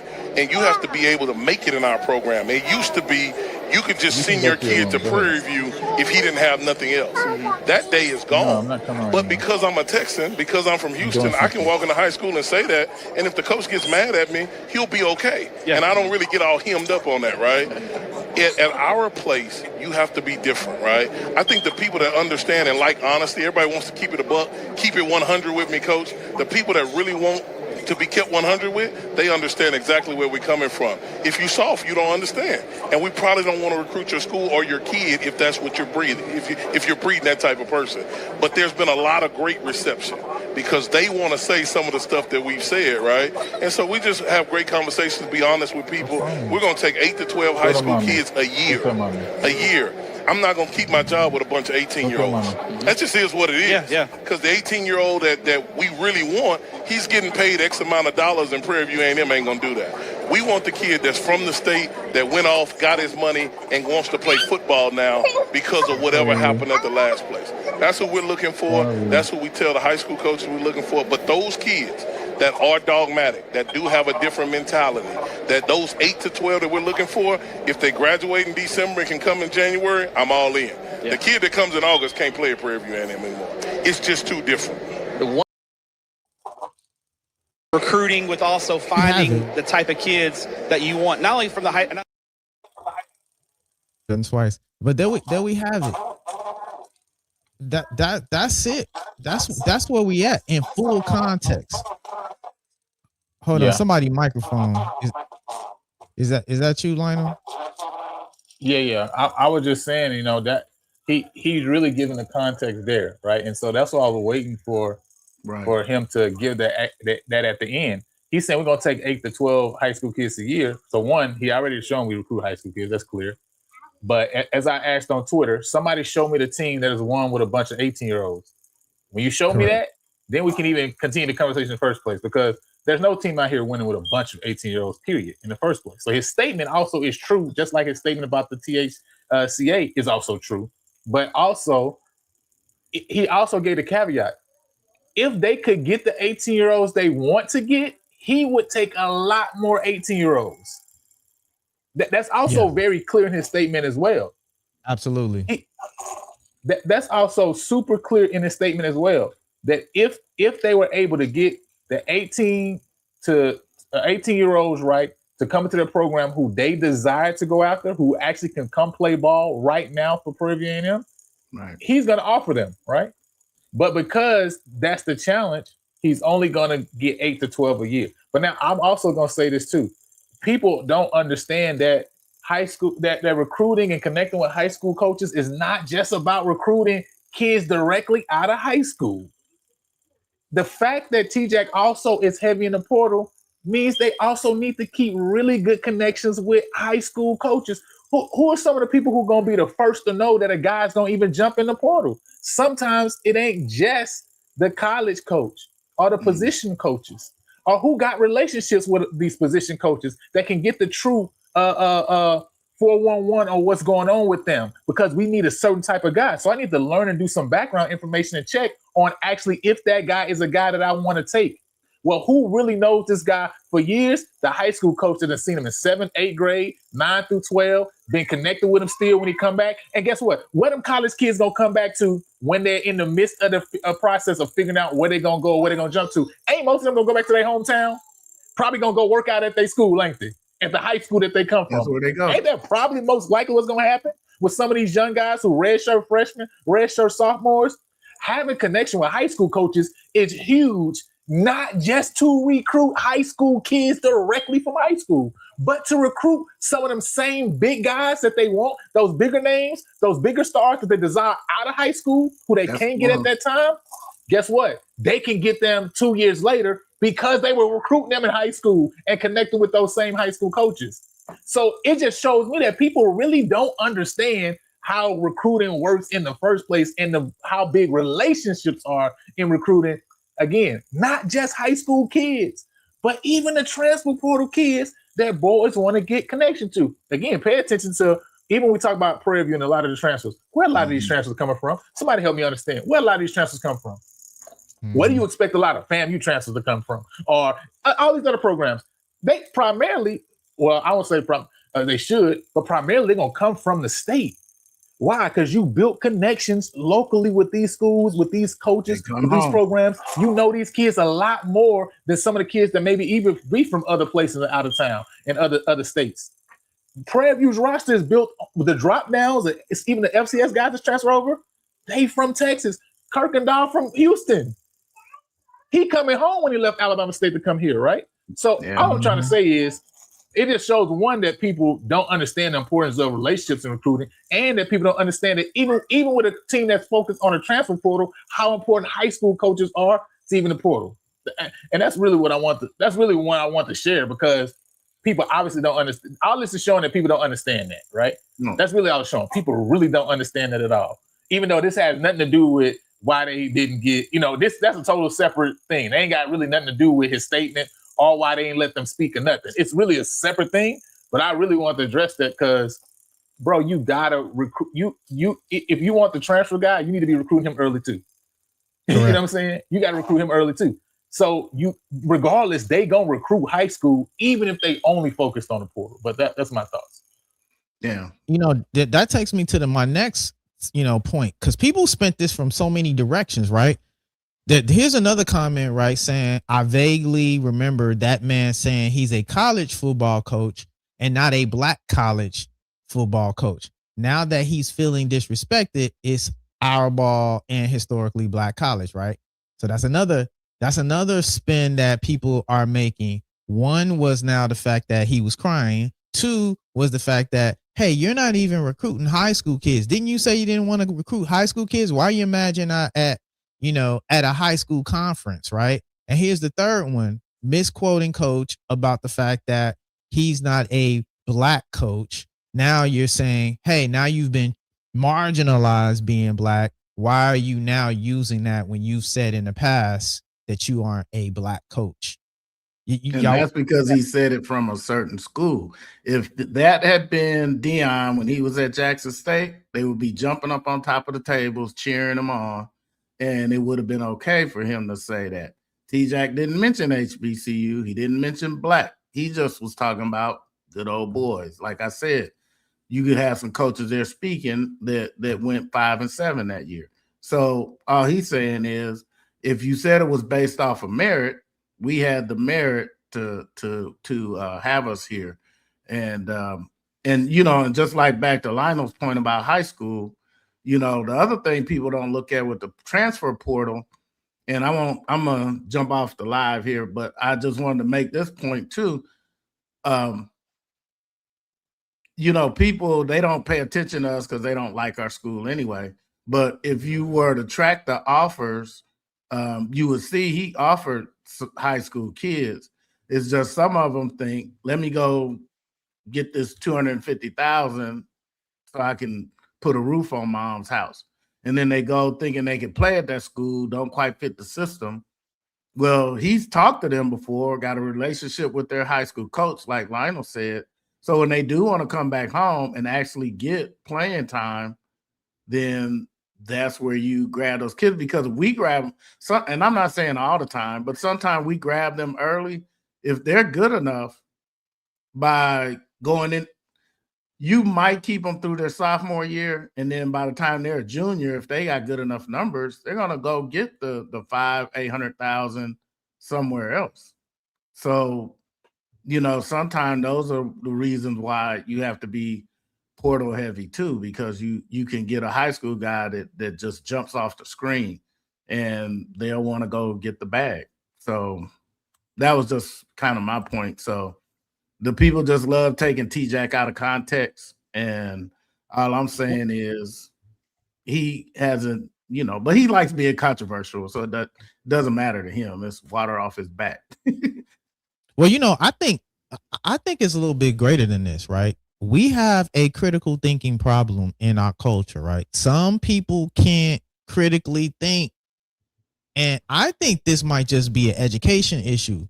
Some of these fan bases of people, and, I'm not, shaming people that didn't, go to school or become educated, but we're dealing with people that are just fans that are from a town and from a city, but might not necessarily be versed in how to actually critically think, parse data, and actually make an informed position outside of your emotions and feelings. That's not no shot. I'm just saying we're having a different social economic conversation with some people sometimes. And we're thinking we're all talking to intellectuals and people that are educated, and sometimes we're not. Right. And so when we see statements like this, like play the race card when convenient, it makes no sense. Mention race it makes no sense whatsoever. Right. And this, again, a little bit on my soapbox, is why education is so important. It's not about going and getting a degree and going to get a job. It's how to critically think, how to work in groups, how to deal with opposition, how to have how to do research, how to look at statistics, how to look at data. Right. And so all of these things help you navigate and have like cross-cultural skills that we can apply in other aspects. It's not about the kind of platitudes that people often look to when they talk about college. So when you say play the race card, we're talking about context. context be killing people in these conversations. I'm gonna be honest with you. They'll take a clip and then they'll respin it, and then they'll develop their own context, right? And we talk about go look up the 13 fallacious arguments, right? The logical fallacies. The straw man is one of them. People will build a straw man argument off of the logical fallacy that they're trying to inform on when it's not based on the context of the conversation. Go look it up. You're gonna get that in like English 101, right? Right. Intro to lit. You're gonna get that in intro English, right? That's freshman language, right? Now I'm imploring, but we got Google now. We got Claude, we got Gemini. You know what I'm saying? We got all of these different AIs. The information is out there for you to learn. We got to stop making silly statements like this. In context, I don't want to be limited to just being a black coach. So when I say that statement, that I'm not just a black coach, I am a coach, we're talking about the limitations that are put on black people, and we have to live in a framework, in a box of just being black. I'm greater than just being black. Of course, that doesn't take away the fact that I don't have, or I have an appreciation for being black, but don't limit me to the black box that somehow we see how football has been placed in, right? Now, when I make that statement and now I'm marginalized in other conversations based on being black, and I'm aware of that and I speak to that, please understand apples to apples and what conversations we're having and what context we're having them in. This is so frustrating. This is just like basic conversation. I know this is a Jay Stank fan. It's gotta be, because this is why they have made their motto delusion. That's why they call them delusional, because most of their talking points are framed around it. You can't tell me nothing no different. Now, if the brother got something to say and he has a position, you're welcome to come on and you're welcome to speak on it. It's a free space. It's free smoke. But no, we're not going to deal with, a lot of this lackluster intellectualism of how we deal with arguments and how we deal with conversation. Oh, he from fam. Oh man, where's Mr. Campbell at? He's one of the snakes. Oh, that's even worse. Yeah, but this is what happened though. I'm not surprised though, right? Because when you beat the grass, what comes out? The snakes. That's what come out. When you beat the grass, we cutting grass right now. When you cut the grass and beat the grass, don't nothing come out but snakes. So I'm not surprised they're in the building. I'm not surprised they're talking. And this is something I always know. When people have avatars and they don't have their face up, I already know what I'm dealing with. We dealing with people that are trolls. We're dealing with people coming on lives with wife beaters on, representing themselves not in the highest light. I'm gonna get to that too. Maybe not today. Let me let you get to your next thing. I'll drop off. I got a lot of smoke, man. I'm sorry. I know I'm on 10 today. I got a lot of smoke because these people. Yeah, I'll let you get to your people because I'm getting you distracted. Have a good night, y'all. There's Mr. Campbell. Here we go. All right. Yeah, we'll holler at you. No doubt. Yeah, you got to be careful about what people support you, right? We got to be careful about what people support you. They're here for multiple reasons, right? Haters gonna support you too because they are lurking in the shadows. I'm not necessarily saying that about you, Mr. Campbell, but I'm saying that all support ain't good support, right?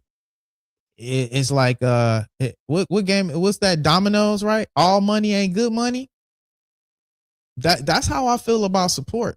People that say they're your friends. You know what I'm saying? And these topics are just lining themselves up. That takes me back to Wendy Williams. And this takes me really to what I wanted to talk about today, but we couldn't because we had to address all of the misinformation that was out there. So this takes me back to this right here. Can I make that bigger? Oh, okay, cool. Right now, this was in response to conversations about coaches' statements. I won't go down the rabbit hole because we've already addressed it, right? I want to talk about this second stanza right here. How am I pushing a narrative when the coach is the one that said it, right? And this is the problem about context. Wendy Williams don't understand context. Wendy Williams just want to clip up sound bites and say, you said this, but then redefine what you said, not based on the conversation and not based on context. Right? And then this is the part right here that's golden, right? Furthermore, I can't take anyone serious that talks SHIT on the internet and tries to put me on that camera and talk to me in person. Cool off and the fan, right? Ooh. See, what you don't know, on Swag Media Day is, a lot of these conversations were being had with coaches, but there were conversations being had on the side amongst fellow podcasters, right? There were conversations being had by fellow podcasters. And for the most part, people were talking amongst each other, but this is an isolated issue. It's a very unfriendly environment amongst fellow Black folks that are supposed to be in media. Very, very unfriendly environment, lack of communication, as somebody who reads body language and English, a lot of people, just had this kind of lackluster a type of visage when it came to, dealing with fellow Black folks that are in so-called media. I'm going to just keep it a buck with you. It was like cannibalism at its best. Everybody's jockeying in to get an interview. It's enough coaches and media opportunities for everybody in a room in a space. It's only 8 coaches. It's only 8 coaches, right? It's only 8 coaches. Now, I took the opportunity to make people speak to me. Now, this is part, I'm kind of going into the segment of what I was going to talk about, my experience at Swag Media Day, right? I made folks speak to me. I made fellow podcasters speak to me. But Wendy Williams here was the only person that had a problem with having a conversation. And that's why Wendy Williams made this statement about me. You can't take someone serious that talks SHIC. That's fresh. That's fresh coming from the queen of talking ish. That's fresh. Who has a whole segment on I'ma do the T. You know what I'm saying? I'ma do the T. The whole premise of the platform is being messy, and to call me messy to my face? Come on, bruh. Come on, bruh. That's what's so, crazy to me, right? It's the delusion. Now, I was gonna keep that to myself, but since we putting it on social media platforms, let's put it out there. Let's put it out there. Now, I can do a lot of things with a camera, but what you're not gonna do is get me not to be a different person on the camera than I am off the camera. This is why I said it's so funny. People are messy on their platforms, but then they get into media opportunities, and now they're the most well-spoken and buttoned-up person. Where's the mess at? Where's the drama at? Where's the intrigue at, right? It's all cap. It's all cap. And we're coming to reclaim integrity in media spaces, right? And I say we because it's my hopes that the collective Black community come with some integrity. Let's do that. Let's do that, right? But let's not try to throw rocks and hide our hands. I'm good at microaggressions. I'm good at subliminals.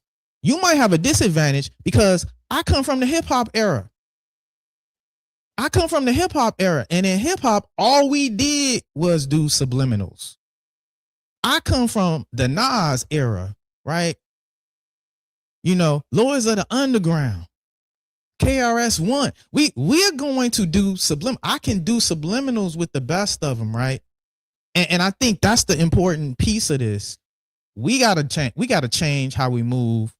I think the healthy discourse and the healthy banter, we gonna have that amongst HBCUs.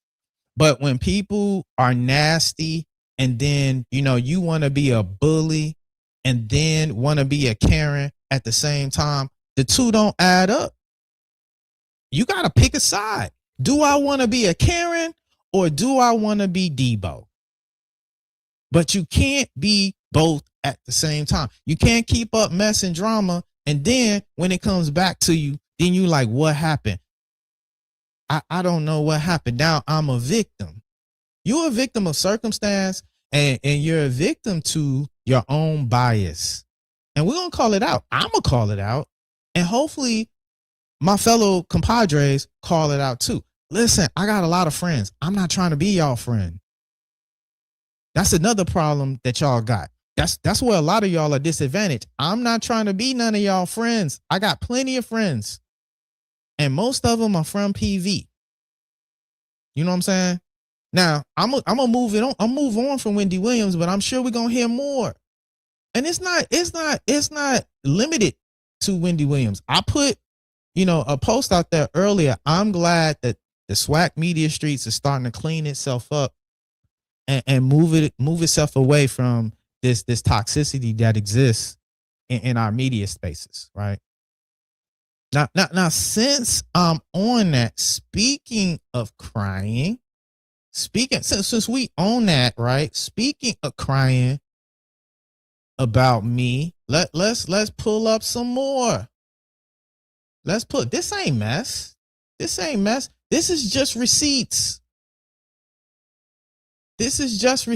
Where is that one at? Oh, there it is.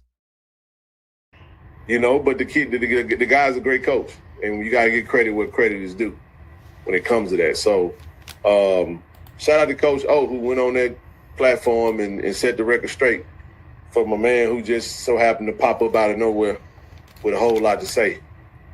You dig what I'm saying? I ain't gonna say his name because I ain't watched the interview. I just heard about it.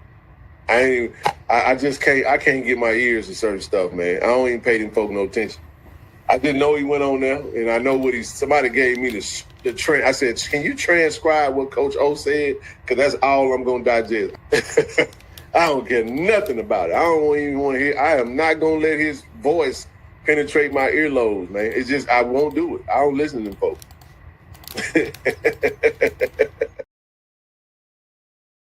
And stop the line. You ain't got a lot to kick it. You had it transcribed. You see how people just be lying? You ain't got a lot to kick it. You on here talking about somebody told me, and I'm so above the fray that I didn't even listen to it because, listening to it was just so infuriating to me. So I had someone transcribe it for me. Like, come on, yo. It's like, wow. It's what, but since for context, I like to keep integrity, right? Right? Let me find what he's actually talking about, because I sat down with Coach O. And look, Coach O was one of my brass monkeys of the day a few episodes ago, a few podcasts ago, right? So as soon as I saw him, I had laser eyes. Oh, I have to interview him. Where's that clip? I got that song. Okay, let's bring that up. People was talking and yapping about this too. So long, y'all deserved it, okay? But guess what? The bullies are still here. We ain't going nowhere. Listen. Okay, so at the end of the day, we're going to be right where we're supposed to be. All right, and that game was a blip on our radar. We made our mistakes. We learned as a staff. We learned as a program. We learned as a school. And congratulations to you guys for what you did. But ultimately, we still the Mac of the SWAC. So hold on. He said the bully's still here. We knocked out the bully. Bully got knocked. There is no bully no more. Did you see Friday? Once the bully got knocked out, there was no bully no more. Let me tell you something. We talk about domination at Jackson State. Y'all didn't dominate us. And it was a 2-point win. So I don't think the bully knocked out at all. Now, Coach O was doing fine till he got to the end. He was doing fine till he got to the end, right? And I will go back to that, right? But the key and the most important part that glazed over was him saying they're returning as the bully. That was the key. And as soon as he said it, I was trying to cut him off. But in media respect, I wanted him to finish his actual statement. But that burned my ears the minute he said that the bullies is coming back to restore their positionality. That bully stuff is done. That bully stuff is over. Y'all might be bullying the rest of the SWAC. Maybe say that in your statement. But the SWAC champs, we got the belt. How you gonna bully us from a position of success? We're the champs. Now, we're not coming to bully nobody, but we definitely gonna come to defend ourselves. And you heard Coach, make his statements about defending as well. All right. I'm gonna get back to it. Hey, listen, you coming in hot, yo. You coming in, I'm hot. Rocky, I'm hot. Said, hey, I got to give you some pushback, Sid, because bring it. Because Jackson State has been the most dominant program the last 5 years, and that's not even an argument. Like, that's not even an argument. And to say that you knocked out the bully, I think is a reach, Sid. Like I say, Prairie View defeated the monster, but the bully, the monster is still alive. He's still breathing. And in order to really put him down, you're gonna have to put him down again and again and again and again, Sid. And that's the reality. I can respect everything that Prairie View has done. It's been tremendous what Coach Jack has done. But at the end of the day, you can't take away those three SWAC championships in 5 years. You can't take away I want to say they got like a 75%, 80% winning percentage. They literally lost 6 games the last 5 years? Come on, man. Like I understand why Coach O was talking that talk. He said they still the back of the SWAC. They again, you're gonna have to convince them, said Prairie View is gonna have to convince them that it's over. Because they're not gonna one defeat. You can't knock out a champ with just one punch. You're gonna have to get on him and stay on it. No, listen, Rocky. There's a lot of space, and I am often, this is a flaw of mine. Understanding the range of words. When you have an understanding of words and vocabulary, they have meaning and they have consequences. Nobody isn't saying that Jackson State isn't a formidable, opponent. No one's saying that. What I'm specifically drawing down on is bullies. Bullies act in a form of intimidation from a position where nobody can beat them. You can be beaten. You have been beaten, and you've been beaten at your home. Now, are you still competitive? Absolutely. Are you still formidable as an opponent? Absolutely. Are you somebody that might and can potentially actually win? Absolutely. But the whole bullying, I'm showing up as, let me say this as a PV fan. PV people aren't impressed, and you're not going to bully us because we beat you. The bully aspect. Will you be able to command respect as an opponent? Absolutely. And I think it's a lot of space between those two different points, because bully is a form of intimidation as well. You're not intimidating nobody over here. And that's what they try to deploy with a lot of their talking points, is a lot of intimidation factor. Well, this is what I'll say. Lionel's in here too. Lionel's going to chime in as well. And I'm going to say this. I've already spoke. No, and I'm going to say this, Rocky. A lot of what they do is built on intimidation. Once you take that intimidation factor, a lot of the luster is gone. A lot of that is going. And PV folks, we not faded by that. We not faded by that. And that's why I sat there right to his face and told him that bully stuff is gone. And you felt that energy at the media day. And how they walked around and how they carried themselves. I ain't go ahead, y'all. I'm a Dallas Cowboy fan, so I understand where Jackson State is coming from, right? I understand where they're coming from. And again, You don't understand where they're coming from because Dallas ain't won nothing in a long time. Let's be clear about that. But go ahead. So here's what I think Coach O was trying to intimate. He was trying to say, hey, we don't have a loss in any confidence or self-esteem because we lost the SWAC championship several months ago. We are still who we are and who we've always been. And this next season, Cedric, you're going to have to show up with that same energy or better in order to put us down because we're still here. Now, watch this, Sid. Everybody else in the SWAC considers them the bully. It's not just I know y'all don't consider them the bully. Everybody else? But who is he talking to, Rocky? Like, who is he talking to? He not on Alabama A&M podcast. He not on a podcast with somebody from Bethune-Cookman, right? He's talking to us. So even when you say everybody else consider, we don't care what everybody else considers them. He's having a conversation with Sed Brass on productive people, right? So and he's have a conversation with the team that just beat him. So regardless, right? And I just want to make it clear that we don't have to show them anything. That I don't. That's a misnomer. No. They have to convince us. It's completely different. It's a completely flipped way.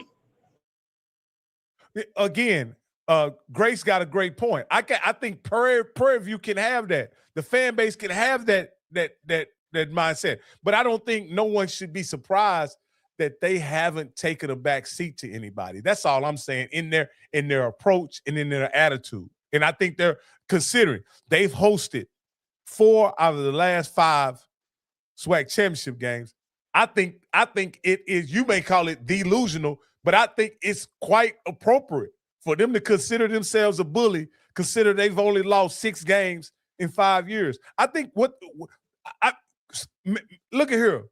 There are schools that Jackson State has not beat since my grandsons were born. You know what I mean? Like, there are schools like that. Y'all are not one of them. FAMU's not one of them. Gramblin's not one of them.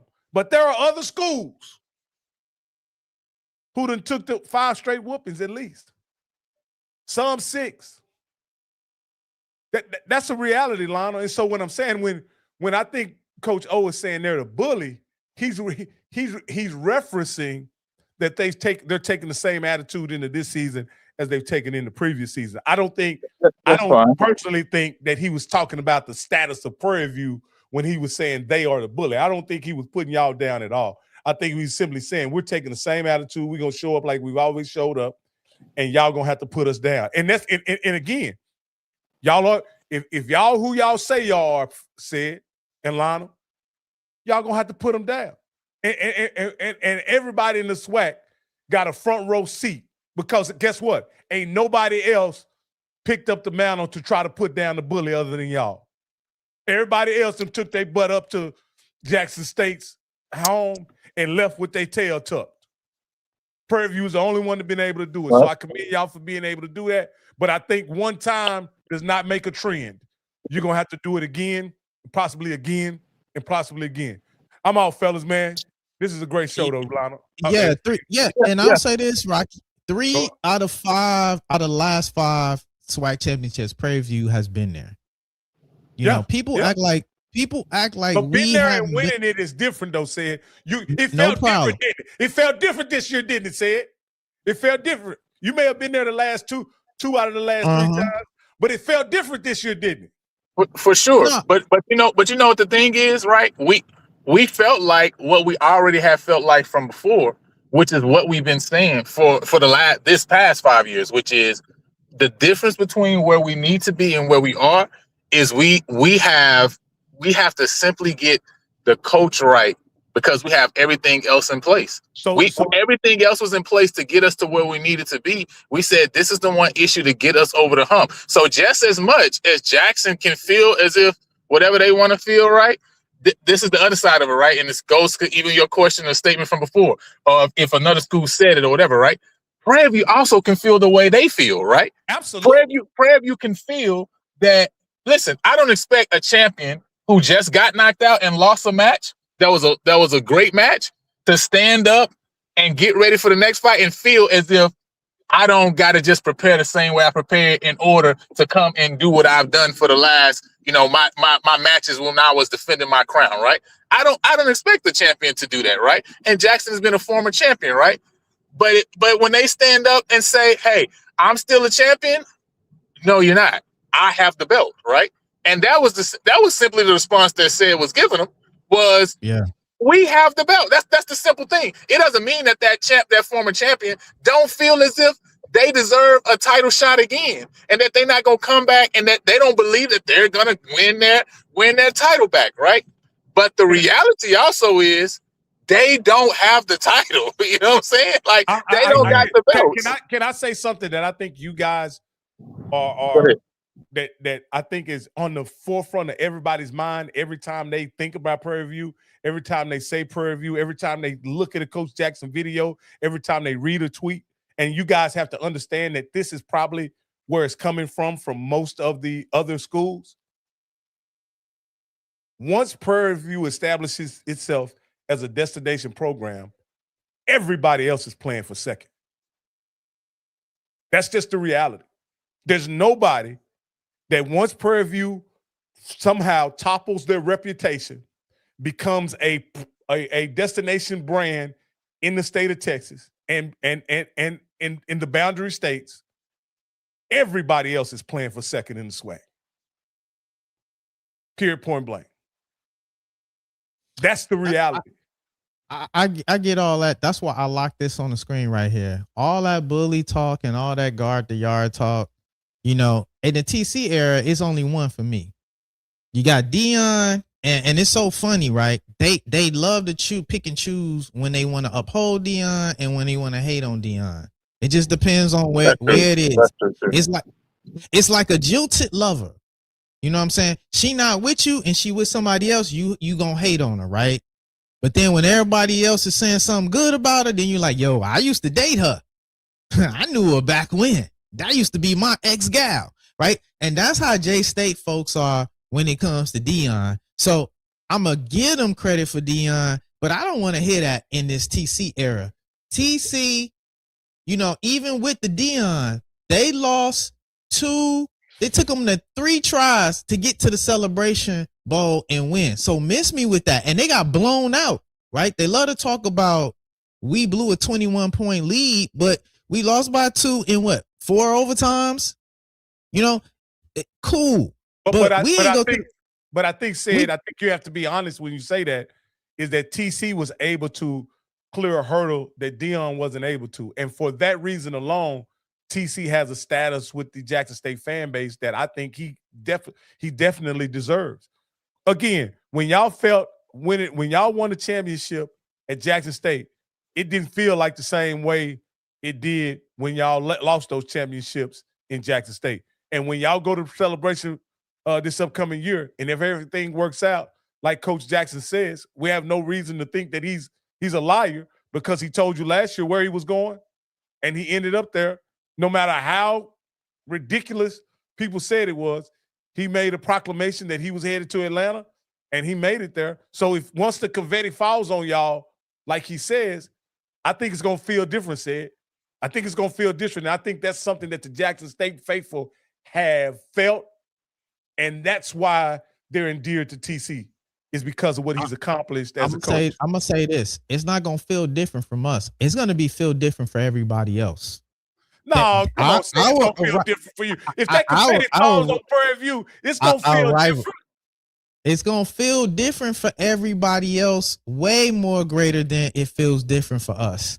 And that's going to be the rude awakening that comes with the 2026 season. And everybody knows it and everybody sees it. And it's okay. Just step into the truth and step into the reality, right? I think with Jackson State and Alabama State, the teams that they may feel, I think it's again, I think T-Jack is a sensational coach. But I think to say that this season is just a parade to the Celebration Bowl is would be a mistake in my position, because I believe there are going to be some very challenging games this upcoming season. and I believe those two teams in particular I mentioned could be some historic teams that they field this year in the SWAC. No doubt. I'm gonna say this, and this is a bold statement. I'm gonna say it and clip it right now. Get all these clips in preseason together right now. Oh, this going on to keep the receipts list? Keep this on the receipts. Okay. Coach TC will be on the hot seat next season. All of this love affair with TC this season is going to dissipate. Another lost season, another failed SWAC championship, and another, maybe lost to Prairie View. Might not even make it to play Prairie View in a SWAC championship. You're going to start seeing grumblings for the change that needs to take place at J-State next season. You said it. I'm saying it here and right now. You will see all this love affair and all this oochie coochie coo that folks is doing when it comes to TC Taylor is going to be gone next season. Put that in my clip for next week. He's going to be on the hot seat for next season, and all of the noise is just going to be. That's what's going to feel different. Well, as a fan, I expect you to say nothing. But as a like I say, as an analyst, and I like to consider myself largely objective, I have to say what I believe to be true is that Prairie View, Alabama State, and Jackson State, all three will present formidable teams on the field this year, and it's gonna be my pleasure to see it all play out as a fan, because I think there will, like I say, between those three teams, it's gonna be a dogfight. And the crazy thing, it could be a situation where they all get to play each other this year, with culminating in a championship game where Prairie View plays a school that they didn't have to play during the regular season. Like it could happen that way. So I'm excited, man.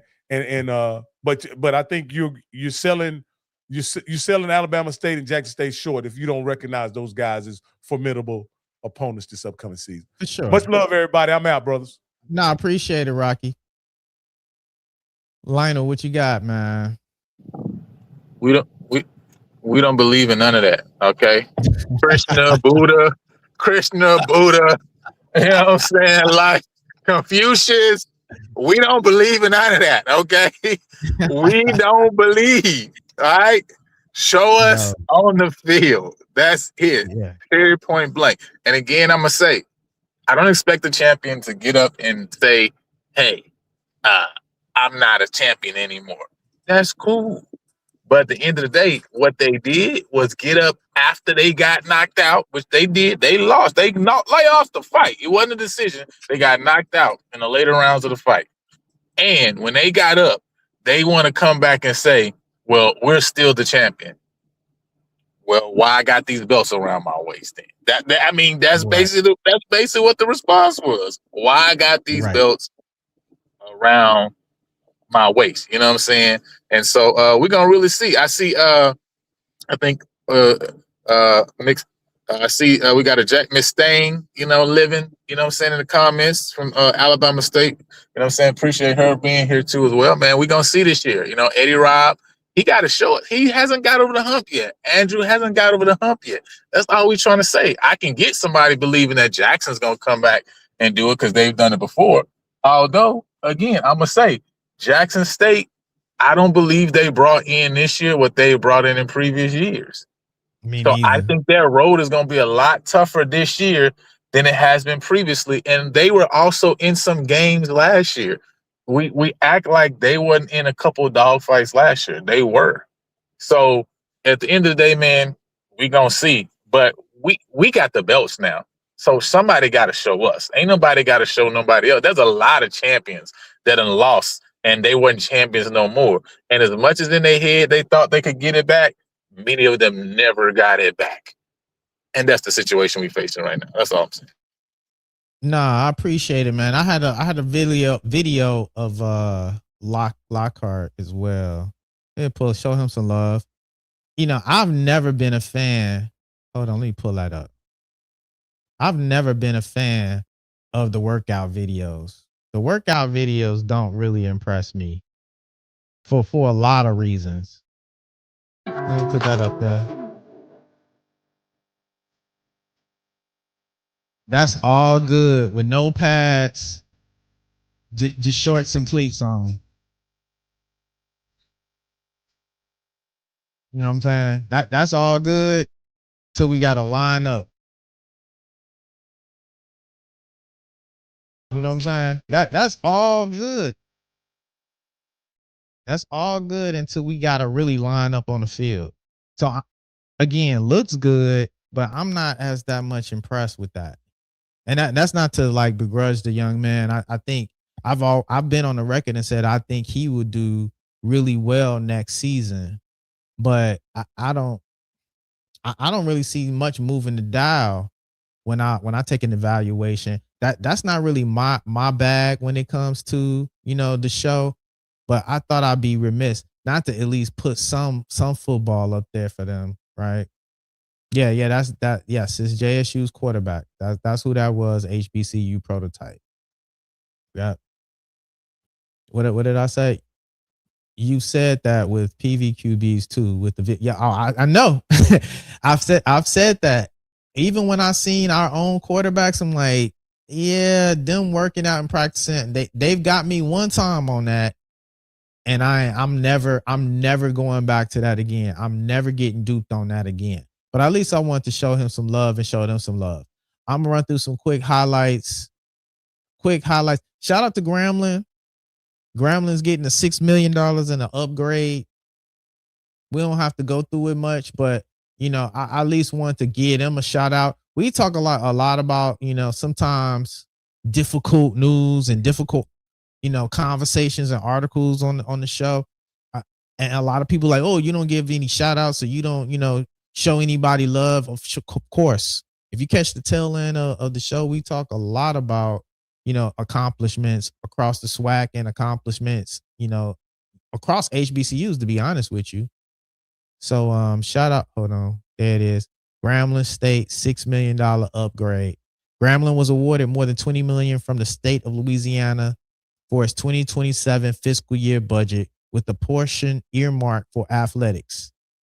Here's what the funding is expected, right? And so we see they got a new, you know, facility. I think they might even have a new dining hall coming as well. So, you know, shout out to Grambling. They gotta do something. They gotta do something out there. So I don't know really. Look, I don't really know what to really expect from them. I'm gonna get to some PV accolades as well. What before we kind of get off here. All right. Let me get to these PV accolades. And then I'm gonna put the link in because I want to see if anybody got any comments and concerns. Shout out to Rocky calling in, you know, giving his, you know, his perspective on things. That's not a private link. That's a public link. Anybody can come up and share their position. But shout out to PV Nursing School. I think we have one of the largest male populations. Hold on, there we go. I'm not gonna play the audio, obviously, for music and royalty copyrights. But shout out to PV's Nursing School. One of the largest group of graduates for PV were male graduates from PV Nursing School. So shout out to PV Nursing School. All right. Let me remove that. Let me get the link for y'all. And we ain't gonna, like I said, I wasn't gonna keep y'all a long time. A lot of these other links I got, I'm gonna save them for next. Week. Yes. Salute to Grambling. I put the link in there. Anybody else new want to come on? You're welcome to come on. I ain't gonna keep y'all a long time playing around with this thing. I got one more. Shout out to Southern. Shout out to Southern too. Finally getting some new housing. At Southern. I got one more thing to go back to as well. We'll maybe say that for next week. Because that's a lot more. Dialogue.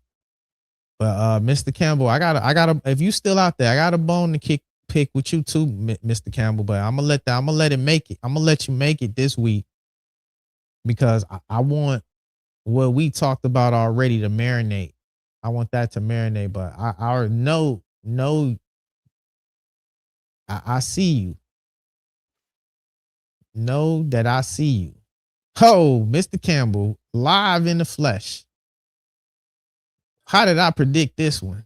Hey man, listen. I want to be serious about something. And and like I say, I like the fact that you can understand, take a joke. You know what I'm saying? We joke back and forth and stuff like that. But I'm gonna be straight up, and I said in the chat, bro, what you did down there representing Prairie View, other than your t-shirt, because I gotta keep messing with you about that. It was funny, it was really witty, and it was good, and it was not mean-spirited. It was very funny. You brought other schools on, you did your Prairie View thing, but you gave enough oxygen for the people to talk and ask, and you asked some really good questions. And again, we got people, and I don't, like I said, I don't care who don't like me. You shouldn't care who don't like you, because it is what it is. Nobody's supposed to be liked. But what y'all do with this platform is funny, man. And the fact that you got other people from other schools coming, that's what you want. You know what I mean? In the end, you want to build an audience, and y'all are building an audience. Lionel knows he's done the same thing. These breakdowns he's done, it's been great. So the other people, hey, why you over there? And why, man, listen, if people want to have their platform for a certain school, that's fine. That's their prerogative. I don't care. But I just want to tell you man to man, because like I said, I don't ever want to be misquoted, because I'm going to say what I said. But what you did, it was funny. That Coach O thing, honestly, was one of the funniest things. And to me, that's what, when we were coming through the SWAC, that's what the banter used to be like. You know what I'm saying? Somebody talk, they talk. Y'all were the champs. You said that. He said that. But it wasn't like, okay, now let me get on Twitter and let me put a fake AI picture and then talk down. You said your thing right to that man's face. He said it right in your face, but in a great way, in a spirit of competition. And I got a lot of respect for that and everything. No, it's a lot like the culture today. We don't know how to have discourse, right? We don't know how to have discourse anymore. Everything has to turn into, some extreme violent position. And I don't understand how we got there. Maybe because it's the way that's a shout out to you right there. That's a shout out to you right there. Productive people. That thing look crispy right there, bro. That look crispy. Listen. It is crispy. It is crispy. That's what I'm trying to tell. Listen, it's all good. It's all good. The shirts is coming out for y'all. I was teasing the shirts. The shirts was more than about anything to do with tacky or anything. That was the back. See, you ain't even see the back of that shit. Oh, wait. Was that the back that you had at the SWAC Media Day? Yes, that's okay. Now listen, and this is what the problem was. See what you should have did. See, you didn't coordinate, and maybe I missed it. Did you show the back of the shirt when you were live? Because I didn't see it. No, I've shown it on the show. People on the show know the shirt. I've been teasing the shirt for a while now. Well, I'm not putting it in production yet, but this is for y'all. And look, y'all can get this too. That's the cool thing. Y'all can rock this too, because it don't say nothing about PV. You can wear yourself a productive people shirt. Now to finish the fight on there, but you know what I'm saying? This ain't gonna hurt nobody. Okay, hey, Mr. Campbell, I want to pitch an idea to you. So when y'all finish, I got to pitch an idea. This is live and in living color. We're gonna pitch an idea, Mr. Campbell, right in front of you. Oh, okay. Well, let me know when you're ready. Okay, so here's the thing, because Sed, he's from Chicago. I mean, look at the decor. I mean, you look like one of them YouTube guys that talk about how to make your house look nice. You know what I mean? You got that type of aura about you. So when I was excited, you going down there, because more Lionel always be clean. You know what I'm saying? Lionel that came on there with the deep breakdown. You know what I'm saying? Looking like a bully. You know what I'm saying? So when I saw it, I just said, man, I said, the t-shirt. But maybe if I had saw the back, then I would have been like, oh, okay. So, that's all I was saying, man. You know what I mean? Because, you look at you, man. You're a stylish, bro. You know what I'm saying? You look like you do home decor, in your spare time. That's all I was saying. It's represent. No. We build brands over here. We building brands over here, Mr. Campbell. Yeah, it represented the brand. We are edgy. We coming different than everybody else. They was all in there with they church suits on. You know what I'm saying? They was up in there looking like they was going to a funeral, you know, or a job in it. We not at a job fair. Cats was looking like they were in there looking like they were looking for a job, walking around with a resume or something, man. We have a request. We have a request because we did a segment on you, of course, because you know that's what we got to do because you are such a tastemaker. But if you all win the championship, you have to come back to Swag Media Day, full suit, coordinated. You got to do it. You cannot come down. You got to have the fulls. Now, I said that you can pull off, and a muted purple, not no bright church purple, a muted purple with a gold tie, with a total coordinator. You got to have T-Jack and Coach Golf. You definitely got to have Lionel in the corner. You know what I'm saying? Because Lionel might not make the game, so have him in the corner, right? And then, you know, you got to have PV12, G-Boom, D-Black, and all of y'all around. And then when Coach O come back, but you got to bring it back, right? You got to bring it back. And then you can open up your jacket. I think that's what you got to do. You know. Hey, listen, before you pitch your idea, you know, I just want to say, you know, as the founder of the PV versus Everybody Network, you know, Sed Brass is here to represent the fan base and the fan culture. Okay, he not here for the analytics. He not here for the stats. He not here for the church suit. I handle the church suits around here. Okay, you know what I'm saying? Okay. Sed handle the fan culture, and that's what he was. He was at media day to handle the fan culture, and that's why he stayed edgy, stayed different, stayed himself, because that's what we want. Right? So you're not gonna catch him because he represents people, PV fan base. That's what he's been doing, right? Doing it well. So I just want to see, man. You breaking up, Lionel. I go uncomfortable. I go uncomfortable. Can be comfortable. Okay, that's all I'm trying to say. Well, Lonnie, you talk like a transformer, but I do speak transformer. Man. So basically, he says Sed represents the PV, the people, the man. So you're the man of the people. You're the man of the people. Is that what this show is? Productive people, man, of course. I'm just one man. We're a fan. You know, platform to dispel the lies. You know, the rumors, you know, the misinformation that's been put out there regarding PV. That's how this platform was created, at least Productive People was, as a call and response. And it is what it is. But I want Rocky to get his pitch out there, and then we gonna shut it down in a minute. We have a diverse community of HBCU sports podcasters across YouTube, right? And these guys are extremely talented. They do a lot of, good work for the individual schools and also the community at large. And Mr. Campbell, being that you are currently the president and CEO of the Off Script Network, because the previous CEO has taken another post with another organization, I suggest the Off Script channel, the worldwide channel, have what we call the Scotty Awards, where we have categories and give out awards to podcasters, like Sed and other people who are talented. And I would like to nominate Sed as the Sergeant Smoke Award to be the first winner of the Sergeant Smoke Award at the Scotty Awards. Well, here's the problem with that. If we give him an award, then he won't be able to go to Swag Media Day next year. So that's the problem. So anything associated with the Off Script channel, he will immediately get rights and privileges revoked. We give these Scotty Awards out, and it's people start getting denied. And you start getting cease and desist letters immediately.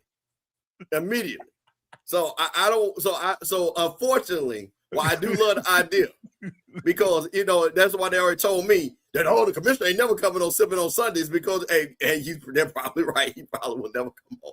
So we're gonna have to figure out. We'll have to figure out another one. We need a Switzerland. You know what I'm saying? Maybe we get Dr. Cavill. Dr. Cavill can give it out because he's Switzerland. You know what I'm saying? He's neutral. Yeah. Okay. Yeah.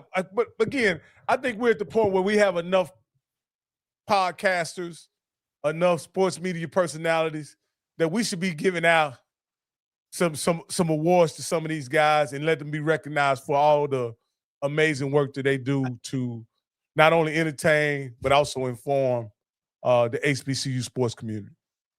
Listen, the idea is novel. And, I alluded to this earlier. That energy amongst podcasters was so nasty in there. Something like this would help, kind of dispel some of that. It's cliques and it's different communities. Cass was in there. It was more heated amongst podcasters than it was like coaches, like trying to interview coaches, looking at all the different, different cliques or whatever. So it was fun. It was funny to me. I had a good time and I had fun. There was no camaraderie there amongst the podcast? Man, no, it wasn't no camaraderie. And I'll tell you a little backstory too. When Coach O was doing that, it had the room crazy. What you don't see in it, it was people around the table. And it was, if you go back and watch it, you'll even hear the uproar when he took his jacket off. It was people yelling. It was so many eyes and so many people on that table. It was crazy. And I think that was the most interesting part. I wish I had camera to show like the outtakes of people. And I do have some outtakes on my second camera that I had with me actually going up to a lot of people's actual platforms and interviewing them. So I got a good one with what's the brother from Alabama, A&M. I got a good I got a good one with Wayne. I got a good one with Doc. You know what I'm saying? I got a couple few. I even got one with Coach Falk. I even got a Coach Falk interview. Y'all ain't even seen that one. I have. Ain't nobody seen it because ain't nobody get one. I have. I've seen it said. I don't know where you put it at. You ain't seen it. You ain't seen it because it's still on my camera. No, say it. It's out. I seen it somewhere. It's you and him. It looked like you bum rushed it. And went I did. On. yeah. I don't know where I seen it, but I seen it said. I bumped. Maybe somebody was videotaping me, but I got one with Coach Falk. He didn't even come in the room. He didn't even come in the room where the podcasters were. I went into the other room where he was with my camera. Yeah, he's standing up, and you got him on camera, and you and you made him hold the mic. Tell me I'm telling you right. You made him hold the mic where he can't run off. I say, man, that was brilliant. Look at right here, the TMZ footage on you said. He got the TMZ footage on you. Somebody was shooting me then, but I got one with him. So it was an interesting, the outtakes and the actual communication and the lack of camaraderie amongst podcasters.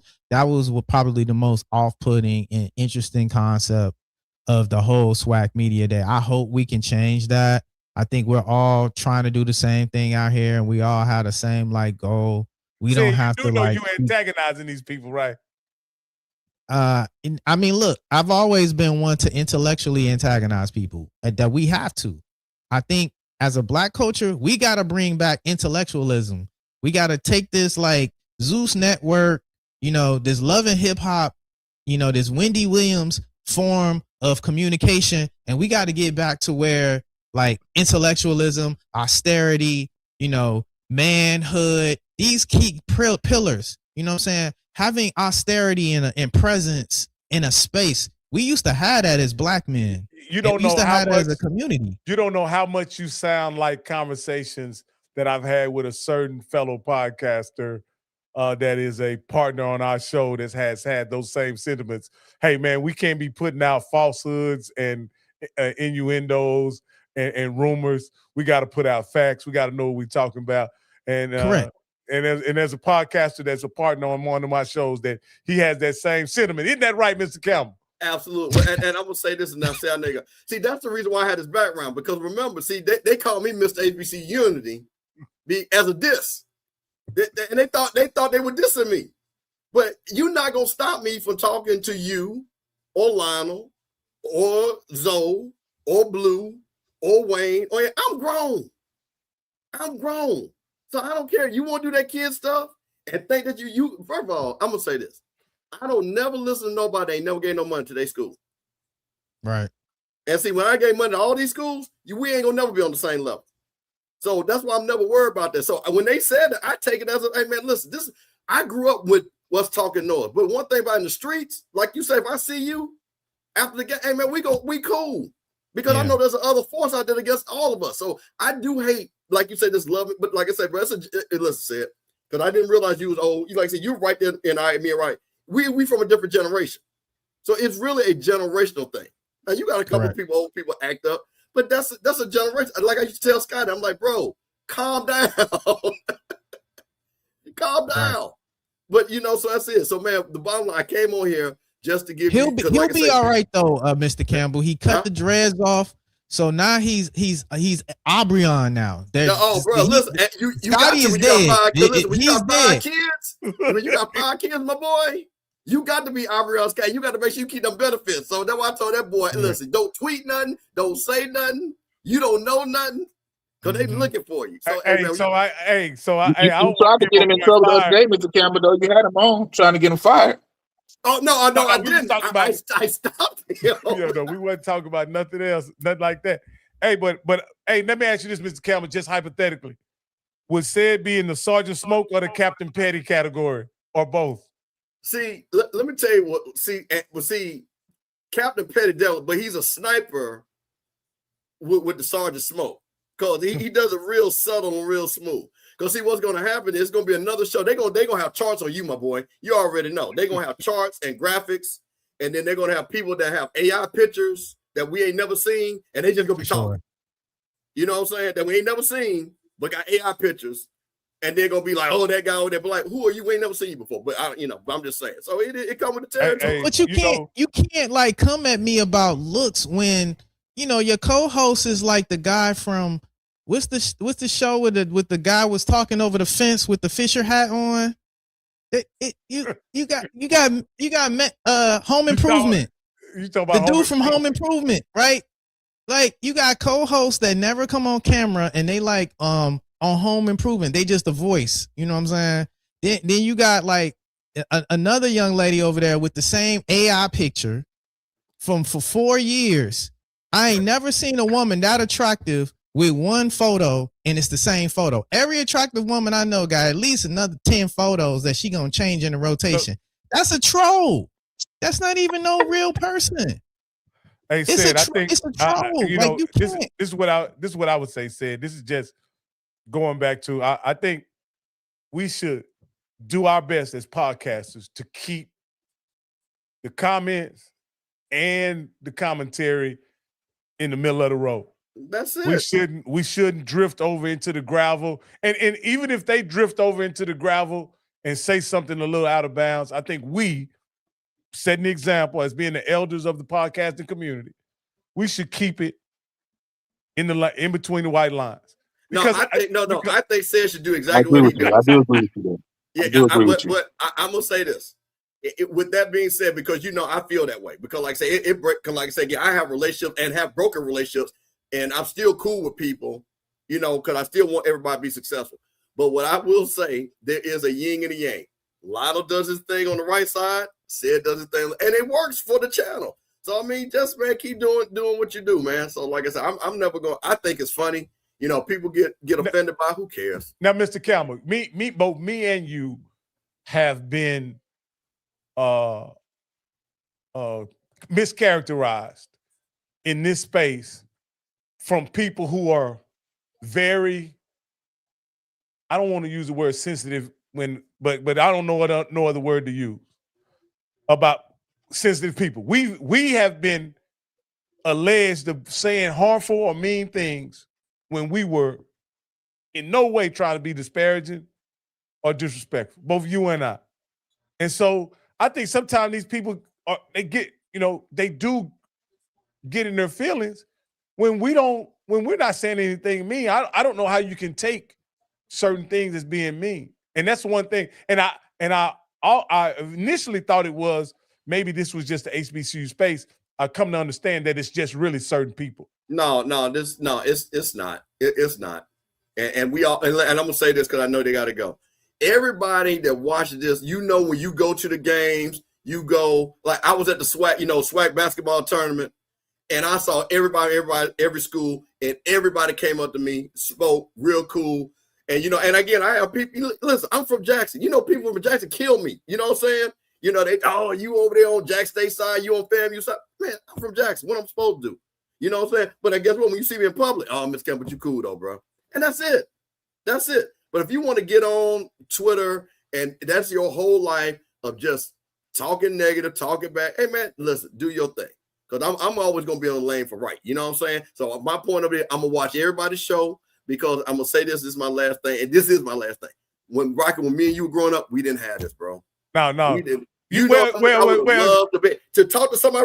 I've never met Sed, but I know him. I ain't never met me and Lionel talked on the phone 1,000,001 times about some great stuff because of the technology. So man, I'm just glad. So I will say this: stop abusing the technology, and to Sed's point, stop using it and using it the right way. We grew up in a different era and a different time, and to be honest with you, this is no disrespect to the guys now and how they do their deal.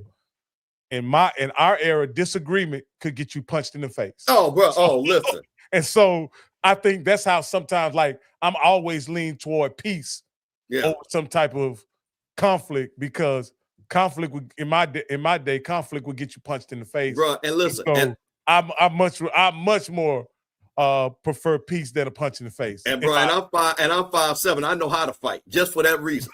So yeah, so I ain't want to be played with at all. Yeah. So no, I'm with you on that. So no, man. So Sed, listen, great job. I appreciate y'all coming on, man. Yeah. It was a heated show, man. Brother. No, I appreciate it. Y'all might catch a little flack from this, but I appreciate y'all coming on. Lionel, you still on there? Is Lionel still on there? Actually, yeah, we appreciate y'all coming in. We actually helped y'all, because by y'all coming on PV versus everybody, it actually make y'all look better with the commissioner. You know what I'm saying? So we're actually helping y'all move in the right direction, actually. So I just want to say that because we good with the commissioner's office because we created the conference. So we got a lifetime card, like an NAA card. You know what I'm saying? Well, like I say, Sed, you keep going, and I will be living vicariously through you, because as long as I'm on the Off Script Network, I will probably never get an invite. But that's okay. Nah, no problem, man. We do have some, remedial course training for y'all.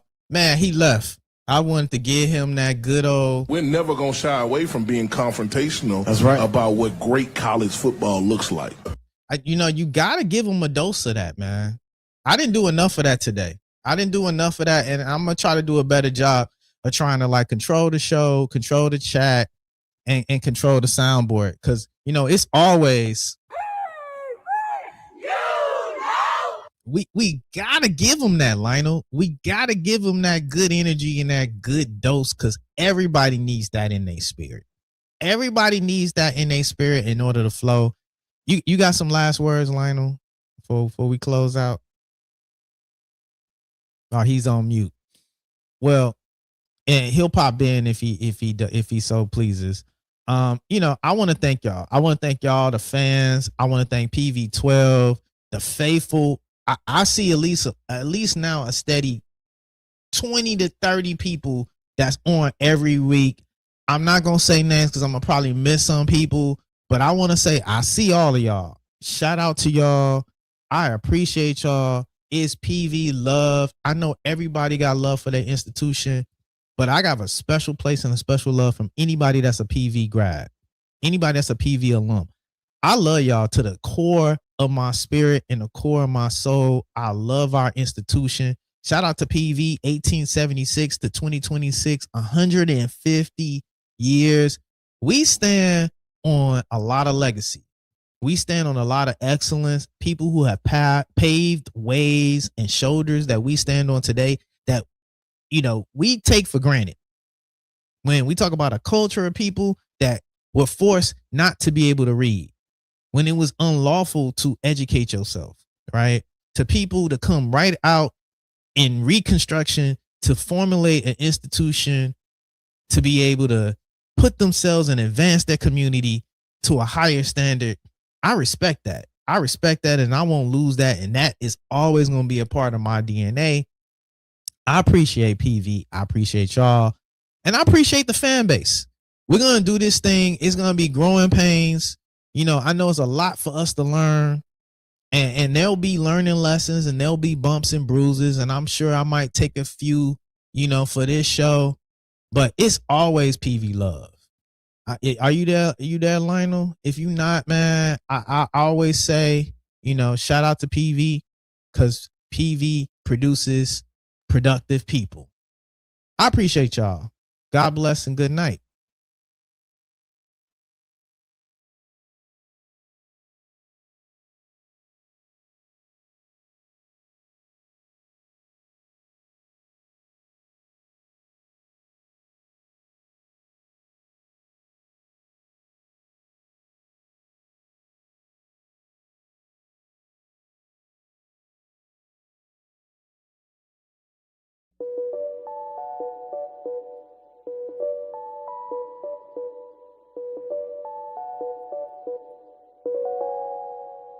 Do you remember when we first met? Well, I don't, but I remember how wet you get. But I won't disrespect you by dwelling on the physical aspect. Don't roll your eyes, cause we better than that shit. I'm talking about long life, being your boy's wife. A couple youngins running in the backyard. And my lord, you're still looking great, honey. And my God, you still can shake what make money. It's so vivid, can you picture it? Yeah, well tell me, do you think this ring fits? Word, your love is like the ultimate herb. You got me foot to the ass and the rest to the curb. It's like nothing to do, only for you I kneel and forget the brick. Love is the house we're building, the picket fence with the swing on the tree with the words carved in it saying love is we. There you are, close enough to touch but still too far, because you're not mine yet. Stimulated by the conversation, mere presence. Other women ask what relation, none of the essence. Oh, who's that? She's a C, but you come first, like the A before the B. When you're gone, I wilt like a willow. Lie there and smell the scent you left on my pillow. A strong mind with the body to match. I won't bite if you promise not to scratch. You keep it real, just like the truth. Closer than twins, standing in the phone booth. Inspirational, treasured like a gift. What's success without someone to share it with? I used to be a dog, now a cool cat chasing cheese. And I blame Eloise. Eloise on my mind. Eloise on my mind. Eloise on my mind. Eloise on my mind.